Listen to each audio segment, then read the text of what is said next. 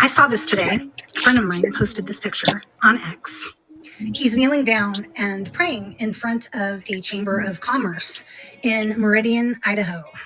And like Lauren said, to be clear, this is a form of international intimidation in front of a government institution. 0.8% of Idaho is Muslim. We've all seen the videos of the destruction in Europe after the soccer game, right? These.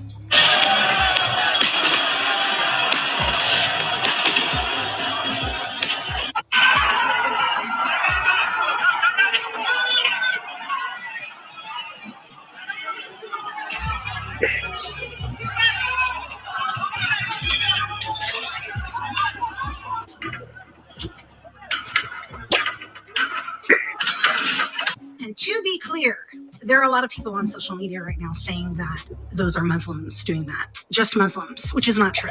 But like Chaos Coordinator said, first off, tribalism escalates things. This was about soccer, opportune time to pull the Sharia flag, rather than say these migrants are taking in escalated soccer festivities, which, by the way, are normal for many such games in Europe. Therefore, education and cultural stuff in sports is needed. Yes, the migrants helped escalate. They don't care about their host country. And with the tribal effect, they feel they can do anything due to numbers. Stop taking shit. Now, this account is filed under the propaganda list of all influencers and reporters I have been building for a decade.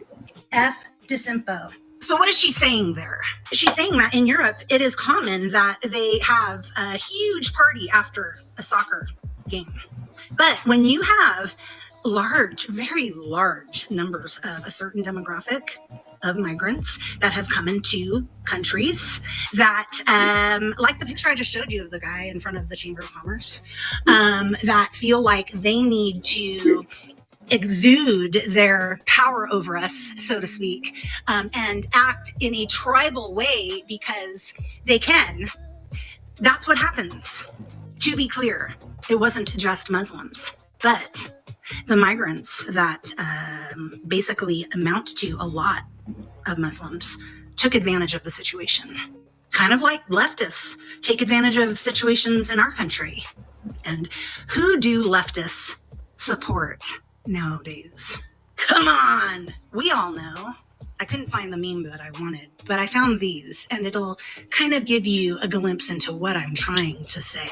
The Unholy Alliance, the left and Islam, partners in a common goal, the destruction of the West. And other countries, of course. 1860 to 2025. The evolution of the left, 1860 to modern day. And of course this one, communism, socialism, communism, Islamism. 62 million deaths, 21 million deaths, 49 million deaths, 300 plus million deaths. I want you to watch this video real quick. Let it really soak in. The election of somebody like Mamdani, it is a game changer. We need somebody like Mamdani to be the mayor of New York. And that is a victory for the Ummah. I'm jumping the gun here, but this is one of the narrow-minded is need to break here. And if you don't understand this, then honestly, you need to rethink through your understanding of civilizational strength. Everybody has a role to play. Muftis have a role to play, and politicians have the role to play. Let everybody be active in their role. This is a strength of our community.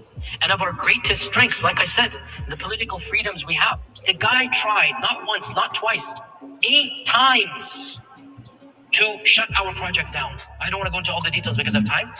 He failed miserably at every single level. And the project is still going full steam ahead. Do you understand what I'm saying here? The governor of one of the largest states of the world, Texas, everything's big in Texas, wanted to stop, and he tried. Multiple ways he tried. Alhamdulillah, that bill did not pass because of multiple reasons. Of them, we employed our lobbyists, money in the lobby. You have to do this reality.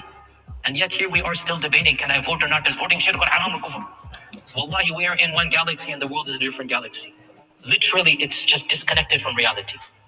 If we did not get involved, our masjid would have been shut down. Forget our project, right? These are some of the strengths. Very quickly, weaknesses. We have multiple weaknesses. Our biggest weakness is our percentage in this country. We are very disadvantaged. By the way, this is only in this country because across the Western world, mashallah, tabarakallah, percentages are rising to the point that it's terrifying them. Sweden, 10% Muslim. Oslo, Norway, 10% Muslim. Oslo, of all places, Vienna. The Ottoman Turks tried 200 years, they couldn't do anything. Vienna is 10% Muslim, mashallah, tabarakallah. 10% Muslim. England, London, it is estimated 20%. I was in Australia a year and a half ago. Australia, Sydney, there are districts the size of maybe half of Austin that are 60% Muslim. What did he say? Civilization strength, political strength, basically running for office so that you can help make laws that are in their favor, right? He mentioned the governor in Texas, one of the largest states in the country, who has allowed this to happen, by the way, regardless of how you feel about him, because he's getting paid to allow it. You know what I'm saying? The guy was bragging about the percentages in all of the different countries that they have their population up, but how they need to become larger still in certain areas. Yeah. So just comparing two very red states, well, Texas used to be very red. I don't know if it's very red anymore, but I live in Idaho. So let's look at Texas and Idaho really quick, okay? For the sake of time, I'm going to go through this quickly, but 2020 survey. Thing is, they'll both vote for the left, the red-green alliance. Showed that Texas had 224 mosques, while Idaho had just 6. Current 2026 figures. Texas, 331, Idaho, 7. The Hani Mosque in Ammon, Idaho Falls opened in 2025. The rest are primarily in Boise, Pocatello, and a few smaller centers. The absolute numbers: Texas added over 100 new mosques in 6 years. Idaho added 1. Texas started with 37 times more mosques than Idaho in 2020 and maintains that massive gap. Relative growth: Texas grew faster in percentage terms too, but Idaho's tiny base makes even one new mosque noticeable locally. Why the difference? Texas has a far larger and longer established Muslim population, over 400,000 plus, even in 2020 estimates, driven by major metro areas, immigration, and economic opportunity. Idaho's Muslim population is tiny, 2,500 statewide as of recent estimates, mostly in a handful of cities with slower overall growth. Both states are red, but mosque growth tracks population centers and demographics more than politics. Texas's urban boom, Houston, Dallas, Fort Worth, simply dwarfs Idaho's entire state. Yeah, I think Idaho's entire population is like 1 million people or something like that, because we have so much land that is basically empty, right? But like that chart said, even one mosque is a big deal. And then you see that guy in Idaho outside of the Chamber of Commerce praying. Kind of a weird place to pray, don't you think? The 3 phases of Muslim immigration. Go ahead and read this really quick, please. And like that guy said in the video a little bit ago, elections matter. They helped get Mamdani into office in New York. Talk about a red state. Utah is starting it really bad. Good. The LDS community supports Muslims. They like having them there. Maybe it's because they have some things in common. You know what I mean? The LDS are pretty strict in a lot of ways. They don't drink. They're very family focused. I don't know. But yeah, it's starting to get bad. They have elected a lot of Muslims into office there. But then again, there are a lot of Muslims in office in general now in our country. So look at the squad. And many, many more. All intentional. All strategic. Hey, Colin. It's I got not your video. like the extreme ones I'm going to play your video later, Colin. are here to assimilate. They don't want to assimilate. They want to take over. It couldn't be more clear listening to what that guy had to say, right? And Marxism, globalism, socialism, communism, connected. Islamism, leftism, they all go hand in hand. They all like pedophilia and they hate Christianity. Hand in fist. We've seen the push here over the last decade. Just look at all of the protests. What are they wearing? What do their signs say? If you don't think that this mentality isn't going to spread into every single red state, you are sadly... Damn, you also have to get them off the welfare. That's how they're living there, and they're bringing in more because of the welfare. mistaken. We might not be noticing it really bad in Idaho yet, but it will come. just like it did in New York City, in Texas, and elsewhere. It only takes like 5 to 10 years. I mean, look at the information I just shared with you in Texas. Several hundred mosques have been built in 5 years' time. So when I hear people say, oh, Idaho will never let that happen, we've got our 2A. Well, if you don't change your laws, and if you don't elect people that aren't going to allow it, it will happen. Absolutely. And that's what they're banking on. And that's why they want to get so many of them into, positions of power and in office. And I know I've said this over and over and over again in my videos, but when you let 20 plus million people into our country, unvetted from all over the world that have these beliefs, this is what happens. If you agree with this statement, then stand up and show your support. The first duty of the American government is to protect American citizens, not the legal aliens. You should be ashamed of yourself and not stand up. Remember that? And how did that make you feel when that happened? When you saw the elected officials that are supposed to represent you, the American citizen, not stand up for American citizens. The people that are supposed to take an oath to protect and serve against all foreign and domestic threats. Just look at Europe. This happened last night. The people that are the leaders there, they didn't take care of their citizens either. And now this threat is very real. Watch.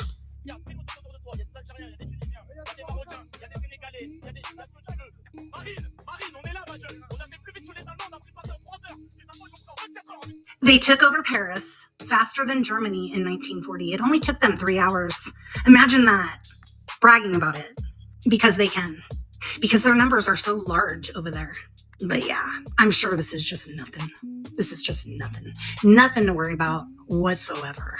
And we have a president, we have an administration that is fighting so hard right now to correct the wrongs that the last administration, and even before that, made in our country, but especially the last administration.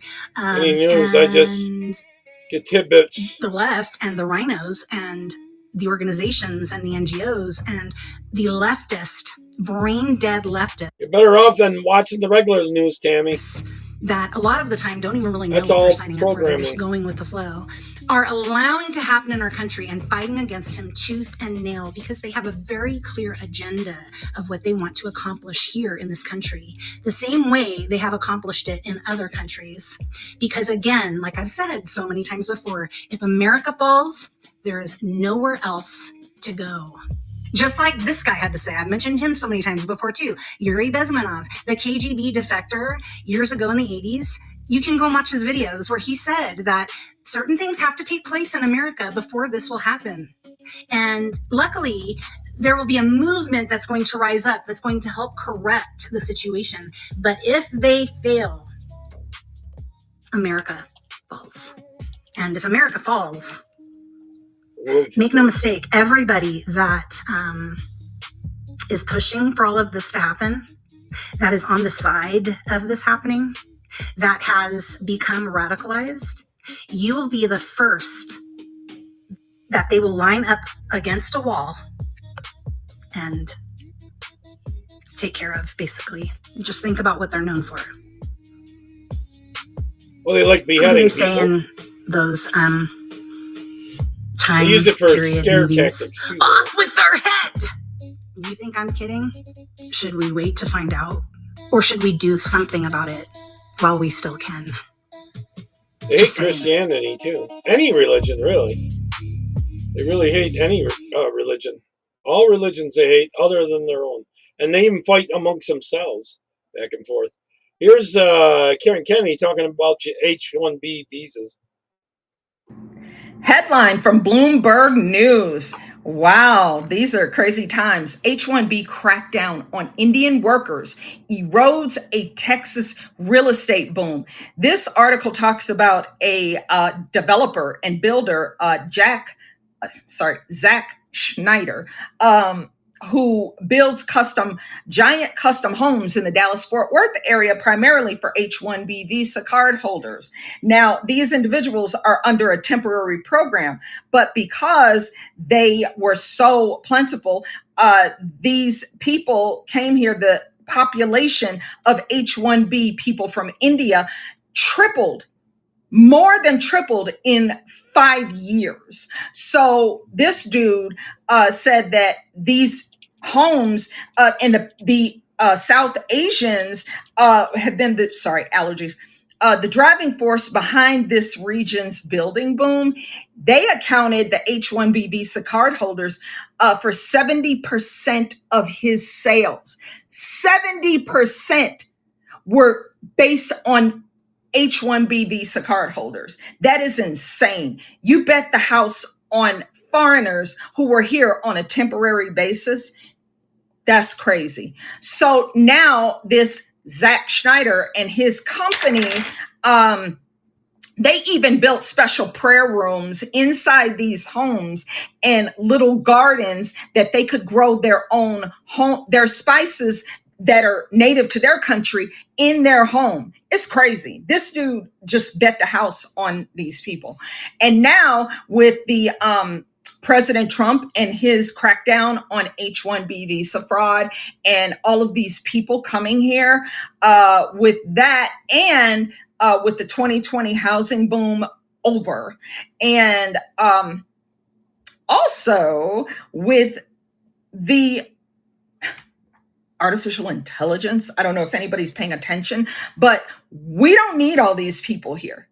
I mean, we're going to have trouble having jobs for American citizens.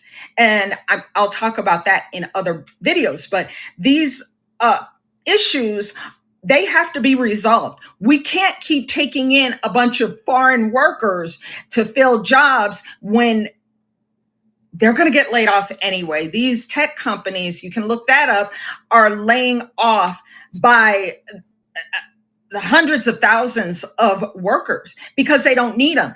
And the blue states like Colorado are going to keep losing employees, losing residents, losing revenue because of their egregious regulations. But see, these companies moved down to Texas, but now they don't have a need for all of these people. And these people who are here on temporary visas, who are only here because of their job, that should have gone to an American citizen in the first place, but now their job is going away because of AI. That puts them in a pretty big pickle. So the problem is with President Trump's new regulations, you can't just be here on some low-level job because your, $200,000 IT job ended or whatever. I'm just throwing a number out there. You can't stay here because President Trump is making it to where, you know what? Okay, if you're here and you're on an H-1B visa, number one, the company has to pay for you $100,000 per person, and you, as an employee, have to have the higher paid jobs because the entry level jobs, you don't get to just pick up some job in a customer service center and take that job away from an American citizen. So he's structuring this perfectly. As I've mentioned in other videos, he's closing off all of the avenues for these people to stay here. I just made a video about Medicaid fraud in Bhutan, someplace in India or somewhere outside of India. 81% of those people are on welfare. The other 19% depend on the 80% that are on welfare, and they're sending money to their country. So America is picking up the bill and the tab for pretty much everybody. So these AI layoffs are going to intensify, and they're not going to stop. AI data centers, this and AI is the new American industrial revolution. Period. End of story. We've already done the cars. We've already done the trucks. We've already done the railroad. There's no more Astors or Carnegie. Those days are over. We got to do something now. And as President Trump has recognized and has planned for, we can't continue to just borrow our way out of the deficit and expect America to grow. You can't do that. That's why he has the tariffs for stupid people who talk tariffs. No, tariffs is how this country had a surplus in the early 20th century, stupid. We brought in money from foreign countries to do business in America. So between the tariffs, watch, and all this money that's being caught and stopped for all this fraud, and a lot of it is these foreigners, wait till these dividend checks start rolling in. I bet y'all start singing another tune. But in the meantime, in between time, these people are going to have to figure it out. A lot of them are going to self-deport. But see, when they have $1 million home that they paid for and they got to drop the price, like in this article, down to like $875,000 and it's still not moving, y'all got a problem. But guess what? Who's going to pick up the tab? American taxpayers, because even if they go back home, or when they go back home, and they will, we're going to get stuck with the bill because the bank still wants the money that they loaned to the H-1B visa card holders. See how this is working? Biden. Either way, they got to go home. Thanks, Biden. Thank him so much for that one, right? All right. These are patriot British people. They're outside the area where these two live. They're letting it known they're not welcome.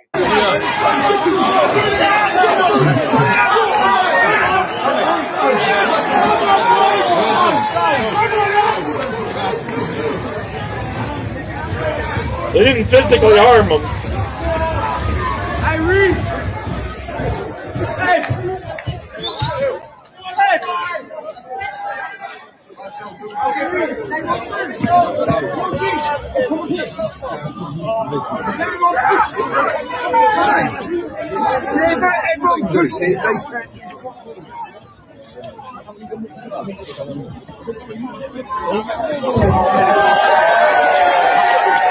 It's one thing if we welcome in here and they work, it would lower our wages.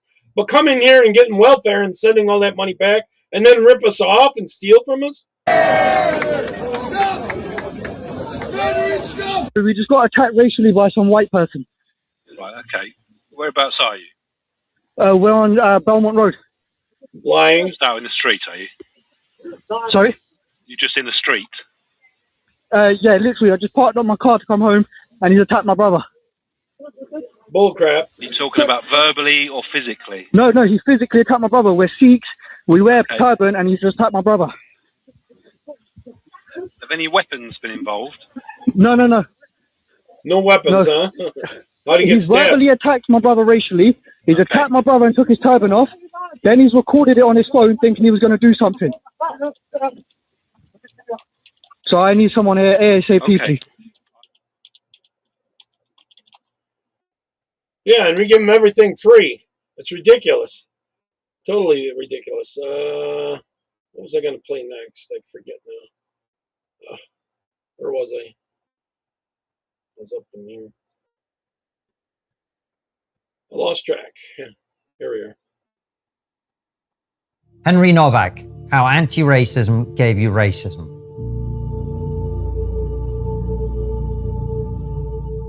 Cast your mind back exactly 6 years. It's the summer of 2020 and Britain is undergoing what its commentariat breathlessly describes as a reckoning. The murder of George Floyd by a Minneapolis police officer sent hundreds of thousands of British people into the streets. Statues were toppled. Corporations issued groveling statements.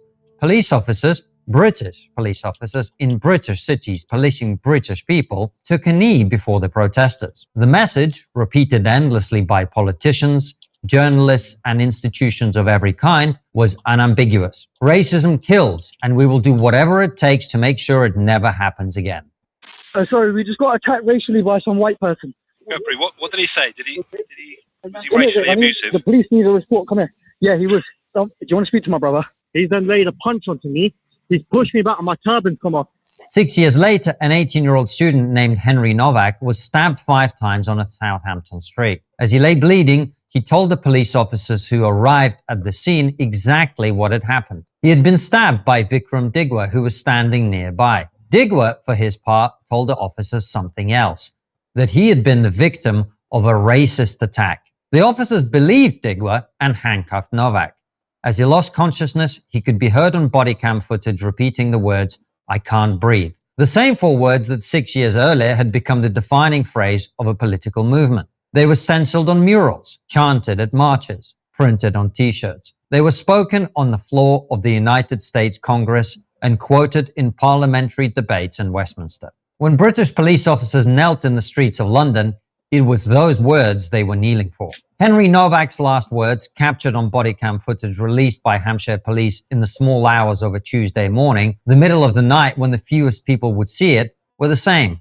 "I can't breathe." He said them while handcuffed on the pavement, bleeding from 5 stab wounds, to officers who had decided that the man who put those wounds in him was the real victim. You will not see Henry's words stenciled on a mural. No politicians will quote them in the comments. No corporation will change its logo. The same establishment that made 4 words immortal when spoken by a black man in Minneapolis has met the same 4 words spoken by a white boy dying on a street in Southampton with what can only be described as a determined institutional silence. That silence is not neutral. It is a statement. It tells you exactly whose suffering the system has decided counts and whose does not. And it was produced not by the old racism, not by skinheads and yobs, but by the people who spent 6 years telling you they had abolished it. Digwa was convicted of murder last week and sentenced to life imprisonment. Hampshire police issued a public apology. Their IOPC launched an investigation. And a country that had spent the better part of a decade being lectured about the unique and unforgivable evil of racism was left to contemplate what its anti-racism had actually produced. The answer, if you're willing to look at it honestly, is this: a new form of racism, a bureaucratic racism, an actually institutionalized racism, a racism so thoroughly laundered through the language of progress and inclusion that the people enforcing it genuinely believe they're on the right side of history. What else do you call a system in which a dying teenager's word counts for less than his killer's because of the color of his skin? To understand how we got here, you have to understand what the post-Floyd reckoning actually did to British institutions, especially the police. The response to Floyd's death wasn't merely emotional. It was ideological and it was systematic. Forces across the country underwent mandatory diversity and anti-racism training. The principle drilled into officers explicitly or implicitly was that accusations of racism must be taken with the utmost seriousness, that the historic failure of institutions to believe minority victims of racism was the original sin, and it needed atoning for. Racism is bad. Attempting to address it is good. The problem is what happens when you apply it without judgment in the real world. You train officers to weight an allegation of racism so heavily that it overrides the evidence in front of their eyes. You produce exactly the outcome we saw in Southampton. A man bleeding to death on the pavement, begging for help, being told by officers who should be saving his life that they don't think he's been stabbed. What is particularly striking about this case is the way it mirrors almost exactly the injustice that movement was supposedly designed to prevent. George Floyd died saying, "I can't breathe," while a police officer knelt on his neck. Henry Novak died saying, "I can't breathe," while police officers knelt on his back and handcuffed him. The British establishment that... Yeah, I had a hard time saving it while setting it up here, there, John. ...wept for Floyd has been conspicuously quiet about Novak. The politicians who marched through London streets in 2020 have not rushed to the cameras. The corporations that changed their logos and funded diversity initiatives have not issued statements. This is not an accident or even a surprise. It's the logical consequence of an ideology that does not actually oppose racism. It simply reassigns its acceptable targets. I want to be precise here because precision matters. I'm not saying that the officers who attended the scene that night are bad people or that they set out to let Henry die. I believe, in fact, the opposite, that they were following the spirit of their training and of the culture that had been built around them, in good faith, over many years. The problem is not the individuals. The problem is the system that produced them. a system that taught them, in effect, that an allegation of racism is a trump card that overrides normal investigative procedure, normal medical common sense, and normal human judgment. That system was built with the best of intentions by people who genuinely wanted to address real injustices. And it has produced a policing culture in which a killer can stab a teenager 5 times, claim to be the victim of racism, and watch the officers handcuff the person bleeding out on the street. They will not acknowledge what they've built. They will say that this was an isolated failure of individual officers, not a systemic problem. They will say that raising this case is itself a form of racism, an attempt to undermine legitimate anti-racism efforts by dwelling on edge cases. They will say, as they always say, that the real problem is that we haven't gone far enough. But that game is up. Anyone with the eyes to see and the ears to hear the truth knows what happened here. A young man is dead. His killer exploited an ideology to escape justice, if only briefly. And the institutions that were reformed in the name of anti-racism are now openly racist against white people. It doesn't let me stream to Getter, so I shared the link to Getter. But then I guess you have to have so many followers or something like that. Because it was that way when Laura Loomer came on with me. If you appreciate these videos, you should know that they're available on my Substack days, weeks, sometimes months. Okay. All right, we'll go on to another one. Here's a little bit more on it.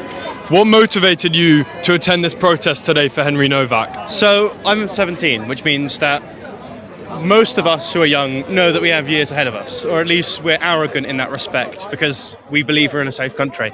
So having seen someone who 18 years of age, his last words probably being the rights being read out to him by the police, there's very small thing, there are very big things that would have to make me cry, but seeing that footage really did. What does Henry Novak's death mean to you personally? Why is it important? Well, it's important because it represents the two-tier policing system that we have. That Sikh family knew what to say to the police.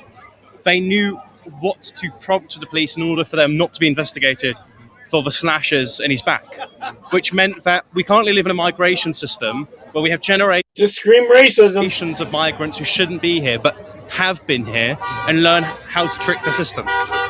What specific concerns or questions do you feel have been adequately addressed or not adequately addressed by the government at present?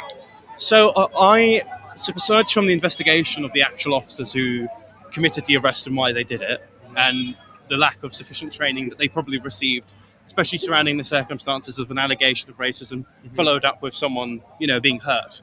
The fact that we had the body cam footage released, I was surprised about. The fact that we do have some of them even resigning before making statements of what happened was a good thing. It's not that what people did in response wasn't a good thing. It was that the system is already set against us. What changes or actions are you hoping will result from this protest, which is now actually a march? We have a wider discussion on remigration, a wider discussion of the actual long-term impacts of mass migration. Just start deporting, ship them out. There's no discussion needed. Because so far it's confined to talking about the 1% of radical Islamists or, sort of radical terrorists. Now it can be broadened up to migrants and, for example, their ceremony. It didn't freeze on my end. Ceremonial daggers they may have. The fact that I have there no are generations of picture or migrants, sound. despite the fact that some of them, quite rightfully, should have stayed in this country. Most of them shouldn't. Now, it's a fact that the perpetrator of this crime was Sikh, and he was actually obsessed with knives. He had many knives at home, but the actual murder weapon, which has been released in a picture by Southampton Crown Court by the Crown Prosecution Service, wasn't actually a Kirpan. How significant do you actually think it is that he was a Sikh, or do you think it was just a tragic accident that could have happened to anyone? Look, so from my understanding, it was used, but the weapon actually killed him was a significantly large dagger. Now, symbolically, if we have equality under the law, unless everyone and every tribe of people is allowed a knife, there isn't an exclusive one group that should have it. Now, his obsession of knives could have spun from the fact he had it on him constantly, and it was taught from at birth to be a good thing, a defensive thing, because Sikhs always taught that their religion is incredibly pious because it came out of the 15th century in a defense against radical Islamism. So, because we've been sold this narrative that the Sikhs are incredibly peaceful people and that the Sikhs only use it in a defensive capacity, He But could would have you not gained his say? possession there. Of course he could have, but would you not say on the broad majority of the cases that they do use it defensively? Is this not an edge case? Well, it's like if we had the Second Amendment exclusively for one ethnic group of people or one religious group of people. I don't even think people who are pro-Second Amendment in America would say it's only for European settlers who settled in their country because they fought for the rights. So if we have a right to bear arms, if we have a right to knives, it shouldn't be exclusive to one group of people, because then it causes the negative impact of course, putting a group up on the pedestal, then causing this unnecessary criticism of these groups of people. If everyone had a knife, the Sikhs wouldn't have been critiqued as a community. It would have just been this one lad. And lastly, what would you like people who are not at this protest, which is now actually turned into a march if you look behind us, what would you like people to understand about why this issue matters? It matters because people only care until it actually happens, and when it happens, it's devastating. The Henry Novak family only cared about issues, surrounding their own personal safety after the boy's been stabbed. People in Southampton only care about the effects of mass migration or the effects of having a bladed article until it happens to them. So realise about long-term impacts. Cheers, man. Yeah, that guy said it really well, I thought. How about a little Katie Hopkins?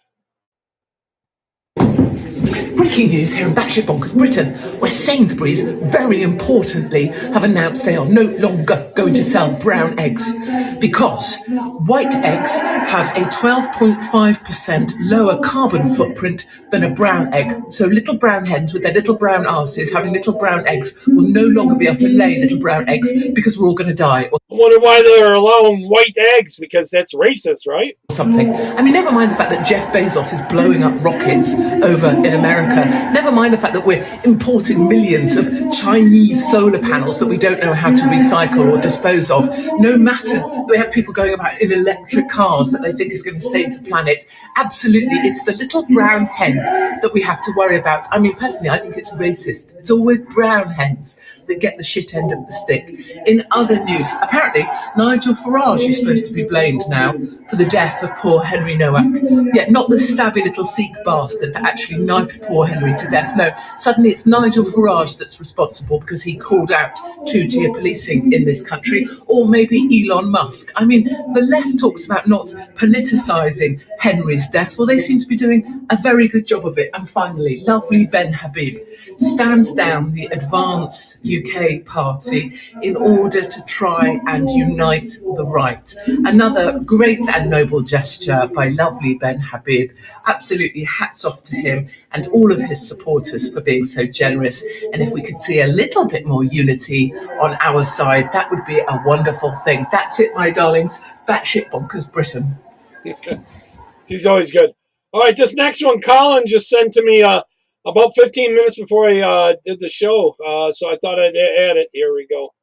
Oh, I got it. It's a different type of format, so I got to do it. Watch how the police behaved during the Henry Novak protests, and then consider why they Colin sent me this one. keep telling us there's no two-tier police. So I only watched a little bit of it, so we're watching together. Viewer discretion is advised. Oh, look, the feds. These bastards, look at them. This guy's just sat on a wall filming. He's not being violent, and yet...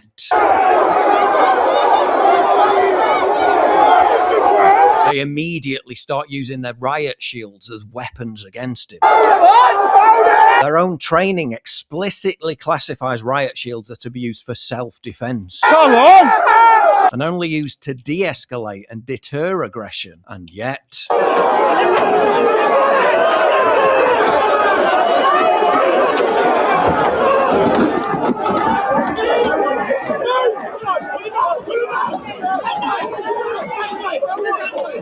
Is the guy resisting? Yeah, but not violently. The cops are explicitly trained to use reasonable force, primarily by incapacitating someone by holding their arms and legs. Was this reasonable force?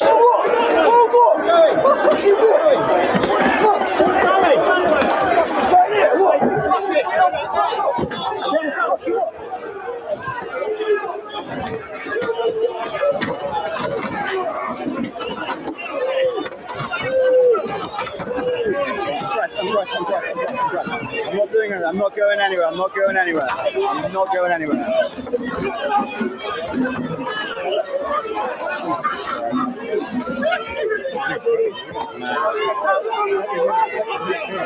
I wasn't, I'll tell you. I mean, yeah, kicking out and grappling with them wasn't the smartest move, but was punching and kicking him in the head repeatedly just because he didn't get out the way quick enough reasonable force? Like and comment, by the way, because I know they're going to try and bury this one. Was all that necessary because one guy was sitting... Did chat stop working? ...in on a wall refusing to move? Do you think they'd have behaved like this at a Black Lives Matter protest?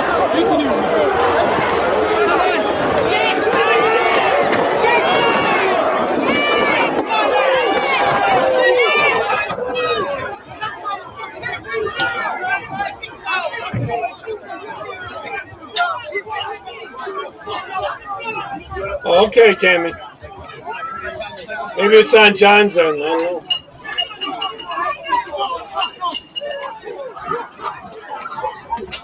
Thanks, Tammy.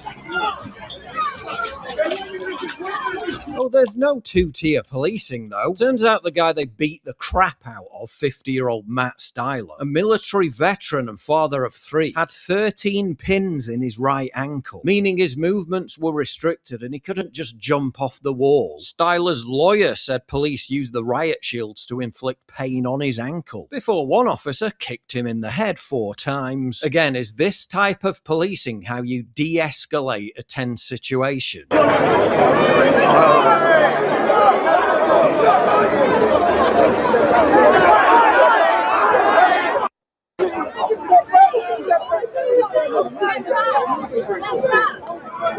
As a retired Los Angeles police sergeant, what I see in this video is not the swarm technique where officers grab arms and legs to control the suspect. This appears to be excessive force by officers kicking, kneeing, and hitting the suspect with their shields. Abhorrent. I've watched this a couple of times. I did 3 tours in Northern Ireland and CNR in HMP. This lot of lost control, no regulated baseline, using shields as weapons, getting involved in 1-2-1s, disgraceful. Bear in mind, this is the same police force already under national scrutiny for what they did to Henry Novak.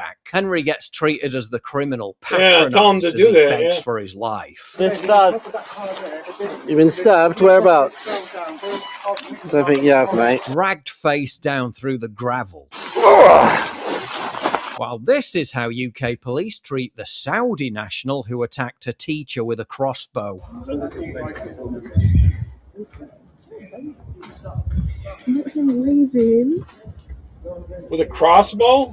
Oh, there's no two-tier policing, though. Mr. Speaker, I don't believe there's two-tier policing in this country. Don't go away, though, because wait until you see what police can actually arrest you for in the first place. Clear skin doesn't just change how you look. It changes how you feel walking into a room. And for me, that's been turbo boot designed specifically for men. Everything works seamlessly together. A daily face wash to keep your skin clear. The reason this stuff works is that it's made for men's skin. We've got thicker oil. You can get 40% off your first...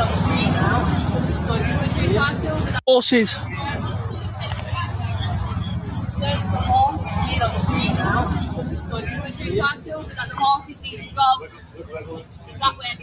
They just chased someone with an horse. How come they're not being nipped for chasing them people with horses then? There's no two-tier policing, though. Contrast the behaviour of Styler to the Muslim men in Manchester Airport. A full-on attack where a female police officer got punched square in the face. Their trial collapsed. They weren't even convicted. While Styler's been charged with assault and will almost certainly spend time behind bars. There's no two-tier policing, though. Contrast a legal system that allows Sikhs to carry around large knives in public as part of their religion, a policing approach that tells Muslim men to hide their weapons in the mosque. If there's any weapons or anything like that, what I would do is discard them in the mosque. While middle-aged white men get locked up for carrying replica Legend of Zelda toy swords, or wearing dog clips around their neck. There's no two-tier policing, though. Contrast a judicial system that allows anti-racism protesters to say stuff like this. They are disgusting, nasty bastards, and we need to cull their throats and get rid of them all.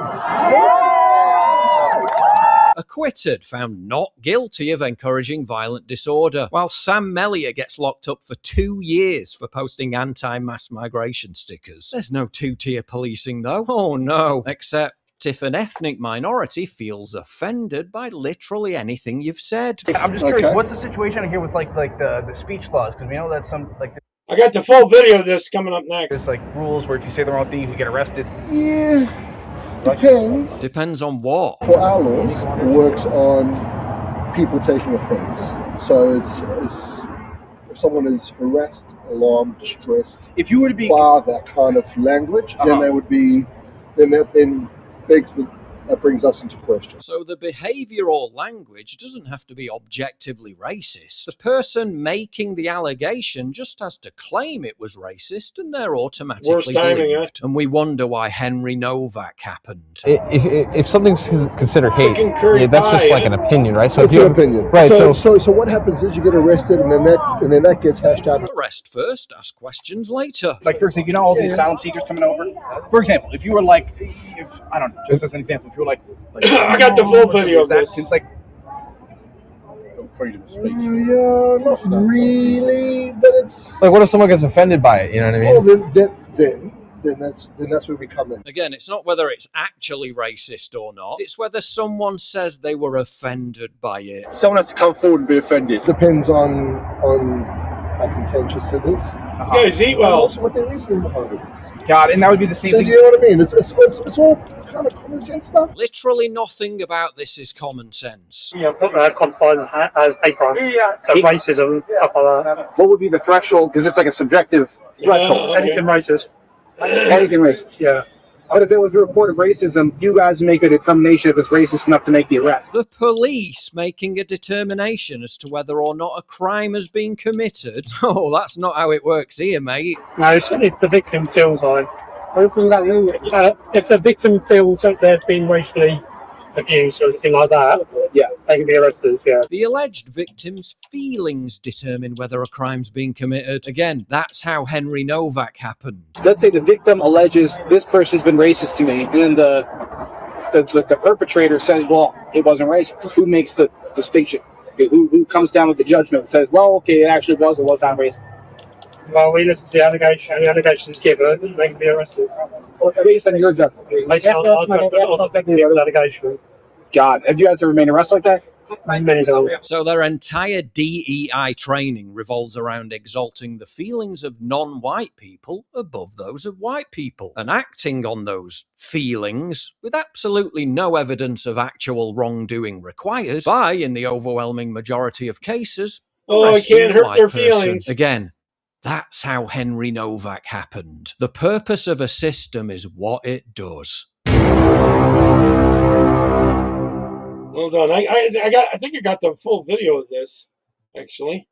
Let me go grab it here. Sorry. It's this one, I think. If the victim feels that they've been racially abused or anything like that, here's the whole thing in its entirety. Yeah, they can be arrested, yeah. What would be the threshold? Because it's like a subjective threshold. Anything racist. Anything racist. Yeah. Have you guys ever made arrests like that? Many times.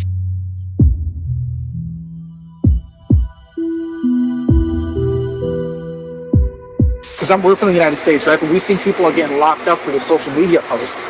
Yeah, as long as it's freedom of speech, but as long as you're not like racist, homophobic, inciting violence, you're fine.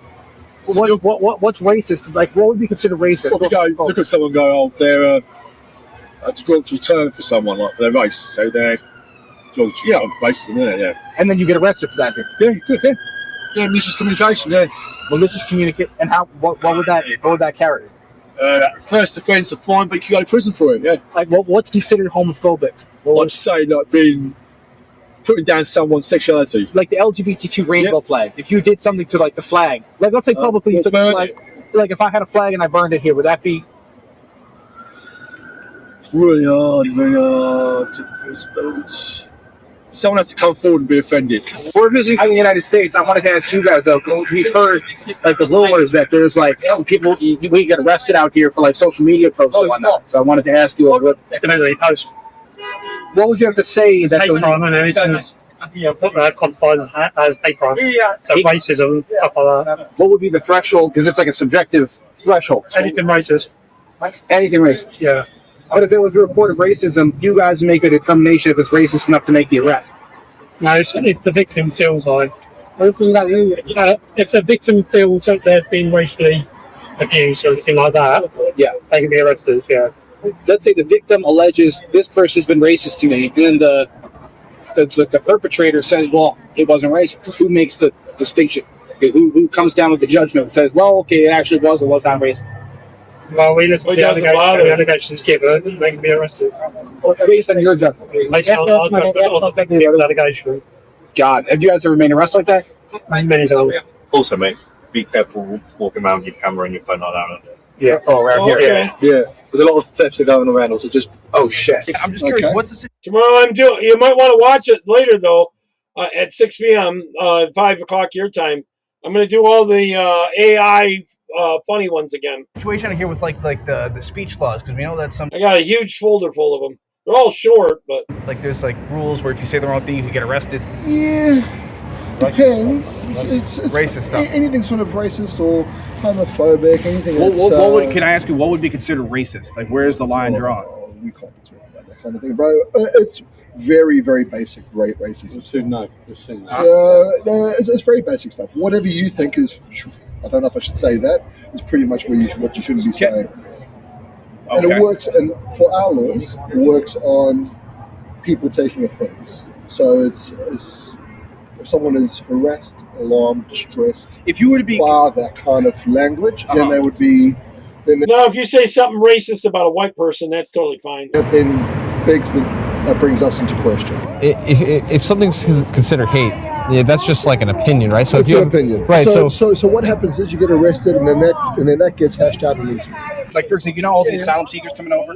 For example, if you were like, I don't know, just as an example, if you were like send them all home or something, is that like freedom of speech? Yeah, not really, but it's like, what if someone gets offended by it? You know what I mean? Well, then that's where we come in. So we would be then talking to the person who's saying the stuff. And then it depends. And then it depends on how contentious it is. And also what even if they lie, right? God, and that would be the same thing. Do you know what I mean? It's all kind of common sense stuff, and it's all very dialogue based. Unbelievable. Okay, this is about the Southern Law Poverty Center and the KKK stuff. Ladies and gentlemen, what if I told you that the Democrats have actually been single-handedly funding and artificially manufacturing right-wing violence across the country for decades now? Also, that then they could point their finger over to the right and say, look, I told you the right was crazy, that they're violent, they're insane. Well, ladies and gentlemen, that is actually exactly what has been happening for decades now. And now, not only do we have the proof that this has, as a matter of fact, been happening, but also, as of this morning, we have federal criminal indictments. Now, make sure to hit that like button. Make sure to follow, subscribe. It really does help a lot if you haven't already. But folks, right now, this stuff is going viral. One of the biggest stories in the nation. Let's go ahead and break it all down. First off, you ever wonder where all of those crazy, violent lunatics who protest everything come from? This right here, this highlighted part, we're going to break all this down. There's our highlighted part. There it is. Explains all of it. The Southern Poverty Law Center, the infamous SPLC, known for shutting down the KKK long ago, suing them into oblivion, bankrupting the KKK. Guess what? The SPLC was actually paying everyday living expenses for their beloved violent extremists so that they could focus on their violent extremist groups rather than seeking employment elsewhere. So to be clear, the SPLC was paying right-wing extremists in the country, paying them to do this. Now, the SPLC, keep in mind, is just one entity, one left-wing NGO. How much do you want to bet that there are actually hundreds of NGOs, just like the SPLC, doing exactly the same thing?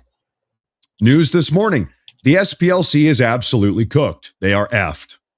The DOJ, after a series of subpoenas and a very long time federal investigation, the DOJ now literally has all of their wire transactions, all of their fake businesses, transaction dates, how the money was laundered, their names, who it was laundered to and from, how much all of their funded violent extremists got paid.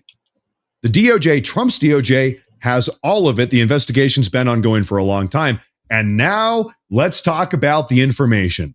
This morning, breaking news. The Justice Department just secured a superseding federal indictment against the Southern Poverty Law Center, and it reveals some absolutely massive new bombshells.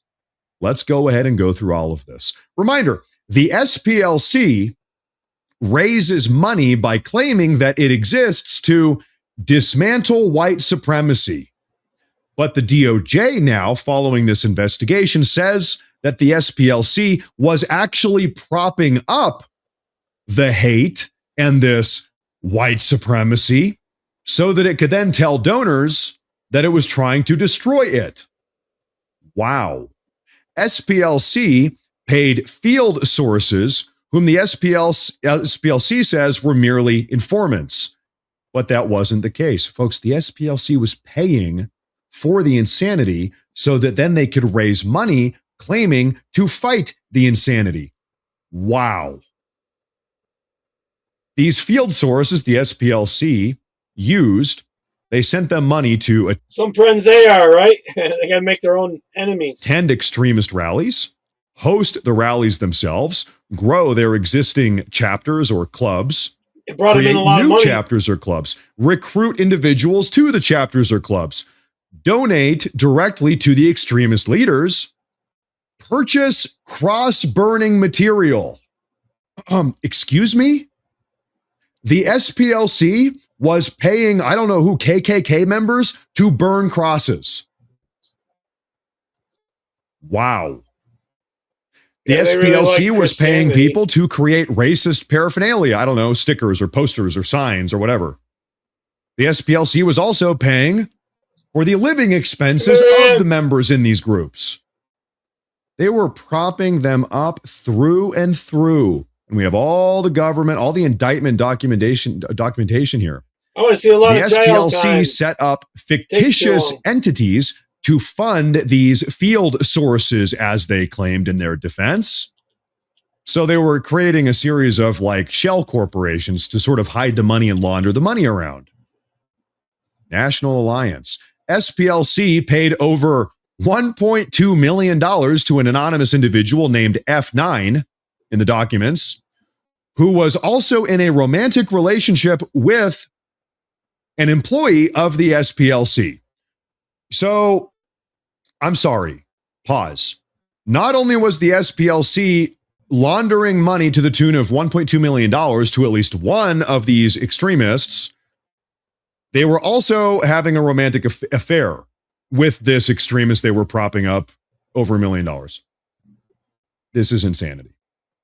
While receiving SPLC donor money, F9 also received funds for the National Alliance, which is presumably, I believe, one of these right-wing groups, which is entirely fictitious. 2, the Nazi KKK leader. The SPLC paid more than $70,000 to another anonymous individual named F30, who was a Nazi KKK and Aryan Nations leader. F30, the anonymous individual, actually asked the SPLC to help him or her leave the movement. He wanted out, or she. The SPLC, however, gave F30 a salary to stay inside of these organizations. F30 used that money to host extremist rallies, recruit members. Did you ever notice when there was protests, they weren't touched by the cops? To these organizations and publish. Most of them were feds. Material.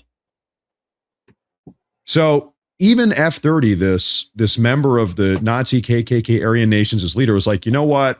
I want out. I just want to get on with my life. This is kind of not me anymore. I want out. I don't want to do this anymore. The SPLC said, no, you need to stay on board. In fact, we're going to pay you even more money to stay on board. We need you. We need you to host all this stuff. Otherwise, we've got no one to blame for all the problems. The KKK Can't gets keep the cold feet. racists going. F-30 wasn't the only one. Two other anonymous individuals named F-31 and F-32, both KKK members, wanted to leave the KKK in 2010. However, the SPLC bribed both of them to stay in the movement. These anonymous individuals used the money to then attend extremist rallies and to gain leadership roles inside of their organizations. The SPLC reimbursed both of them for their KKK cross-burning materials. Well. Neo-Nazis featured. The SPLC gave $155,000 to another anonymous individual named F42, who is the former chairman of the Neo-Nazi National Alliance. At the same time, the SPLC featured this field source on its extremist file webpage. So the extremist groups that they were listing on their own website, their own SPLC website, as some of the biggest problems in the country, the SPLC, they themselves were funding and propping up. It was all manufactured. It was all fake. It was all bogus. The Unite the Right rally, this is Charlottesville, back in 2015? 2017. F-37, a member of the leadership chat group for the Charlottesville rally in 2017, made racist posts under an SPLC employee's supervision and arranged transport for others to attend the rally. SPLC paid this person $300,000 to help put this rally on. And this is the rally, the Unite the Right rally, Charlottesville rally, that then the mainstream media, the left-wing mainstream media, spent, still to this day, they talk about it. They tried to blame this on Donald Trump. They tried to blame this entire event on Donald Trump, saying that all these Charlottesville guys were acolytes of the MAGA movement. They were super big Trump people. Really, this entire thing was bought and paid for by the SPLC. Nazi. The SPLC paid $350,000 to an officer of the National Socialist Movement and the Aryan Nations affiliated Sadistic Souls Motorcycle Club. $350,000. Wow. Don't you feel kind of stupid? You guys go to work, you pay taxes every day. Really, all you have to do is cut a deal with the SPLC. You're getting paid $350,000 a year. Hey, you just had to get a job at the SPLC. American Front. The SPLC also paid another individual, F43, $19,000. This person was national president of the American Front and is a convicted felon for participating in a cross-burning. No doubt that the SPLC probably paid for that as well. The United Klans of America. Can I just pause something and say, just real quick, I have never heard of any of these groups ever before in my life. I feel like, okay, back here in the real world, I don't know, maybe it's because I live up here in the Northwest. I don't know, maybe down south. I don't know, maybe it's something else. In my lived experience, in my reality, the KKK doesn't exist. I've never met anyone. I've never seen anyone. I've never met anyone that is part of a Nazi Aryan Nations Brotherhood. These things, I don't know, maybe I have a weird, it doesn't exist.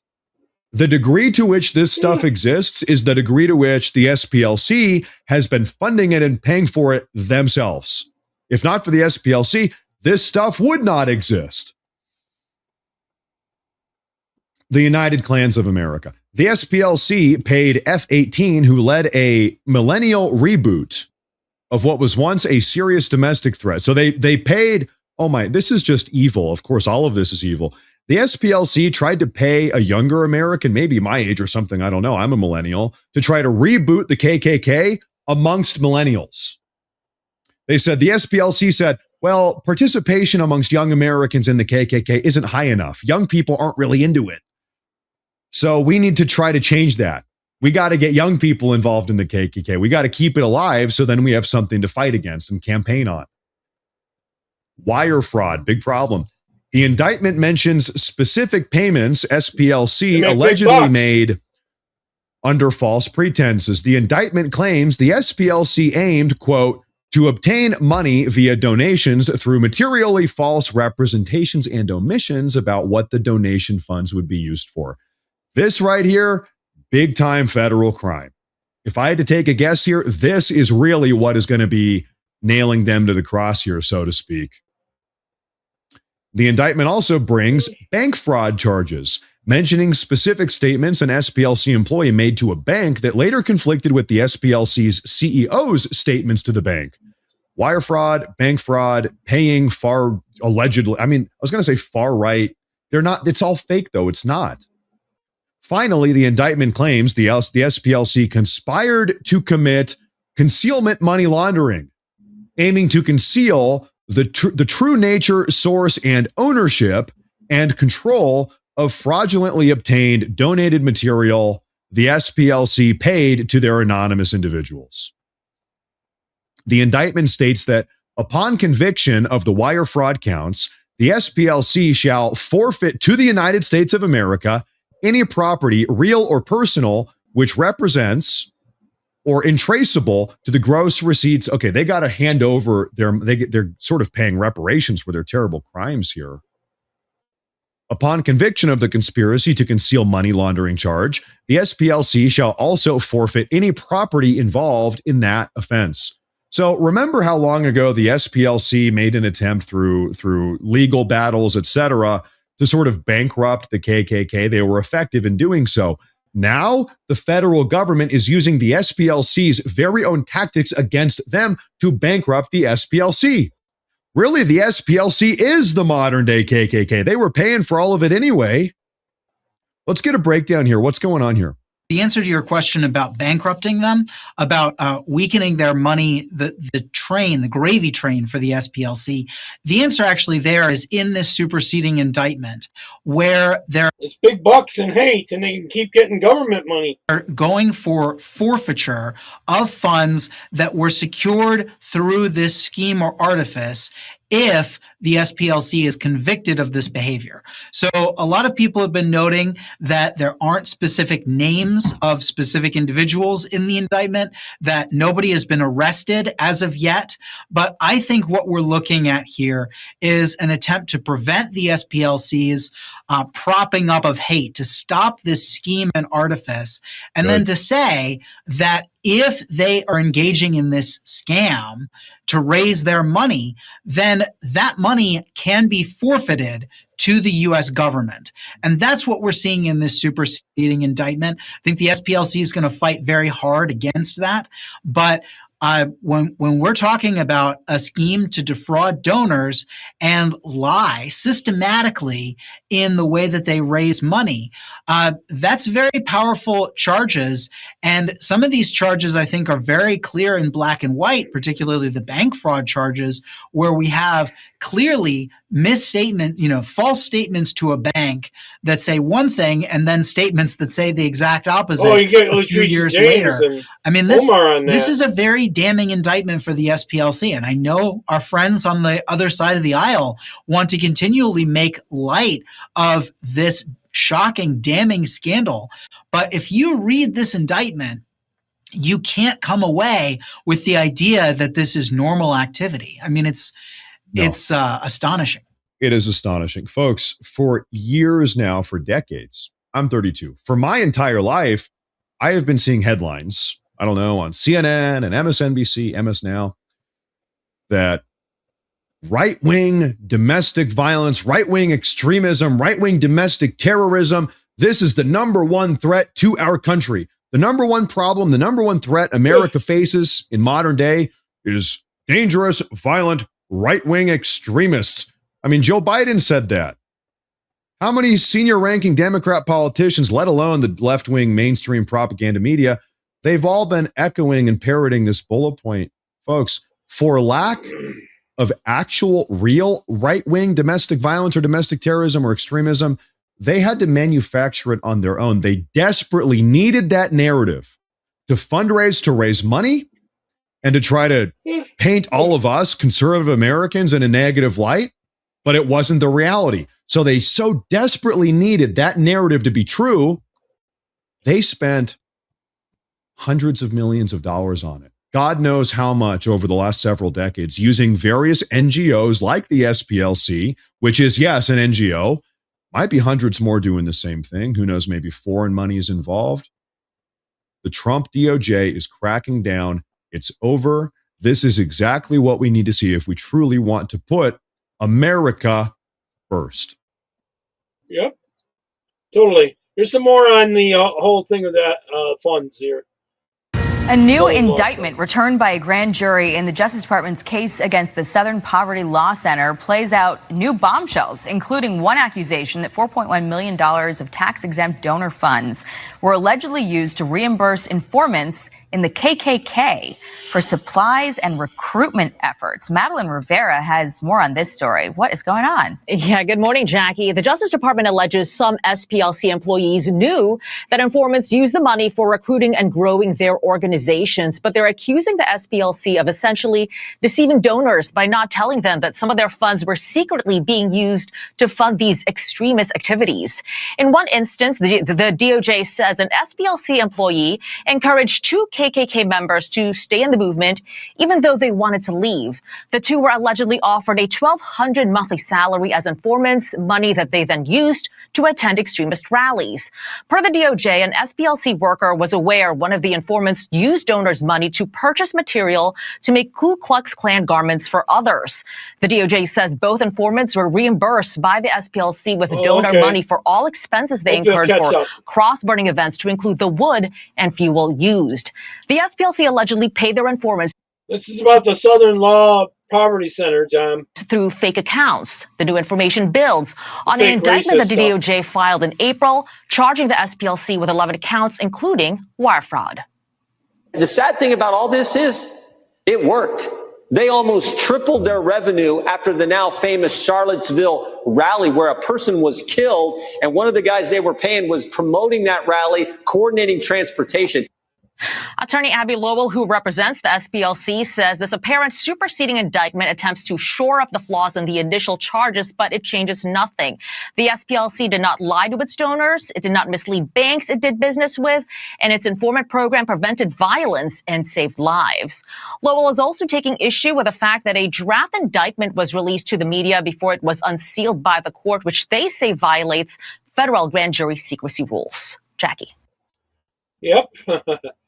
Anyways, why don't we move on with, I wanted to get this one in here. This one's from my friend Valentina Gomez. Henry Nowak was stabbed because he was white. He was handcuffed because he was white. And he was buried by the media and the politicians because he was white.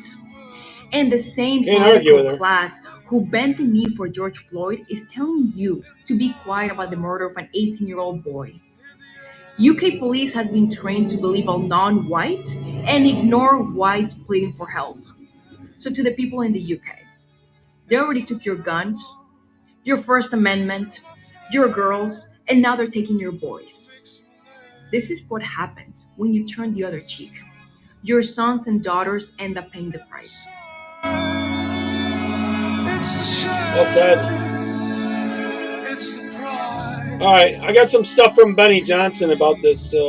When I do this one on the mail-in balloting, how they're cheating so bad. Yo, what's up, guys? We're outside of a very important place here in California. You'll see it's just home to a porta-john and a giant empty parking lot. But inside of this empty parking lot is something really important in the state of California. As you can see here, we have registered voters. 26 registered voters for this exact location, 100 Sunset Avenue in Venice. 26 registered voters. Right here. Sounds like Wi-Fi to me. I don't know. To the registrar and the Secretary They don't of State. like you, John. That's why. 26 people registered to a porta-john and an empty parking lot. That's just one quick place they can find it. I can't imagine around statewide how many people they got doing this. Where do their ballots go exactly? So who's picking up the ballots? Who's voting for the people in this lovely porta-john empty lot? That's the question. I think you know the answer. Oh, I think I do too. Where's the other one I had with this? Oh, here it is. Okay, here's more from Benny Johnson about this. I want to quickly break down how California has codified voter fraud into their state constitution and how this allows Democrats to rig any race they want across the state.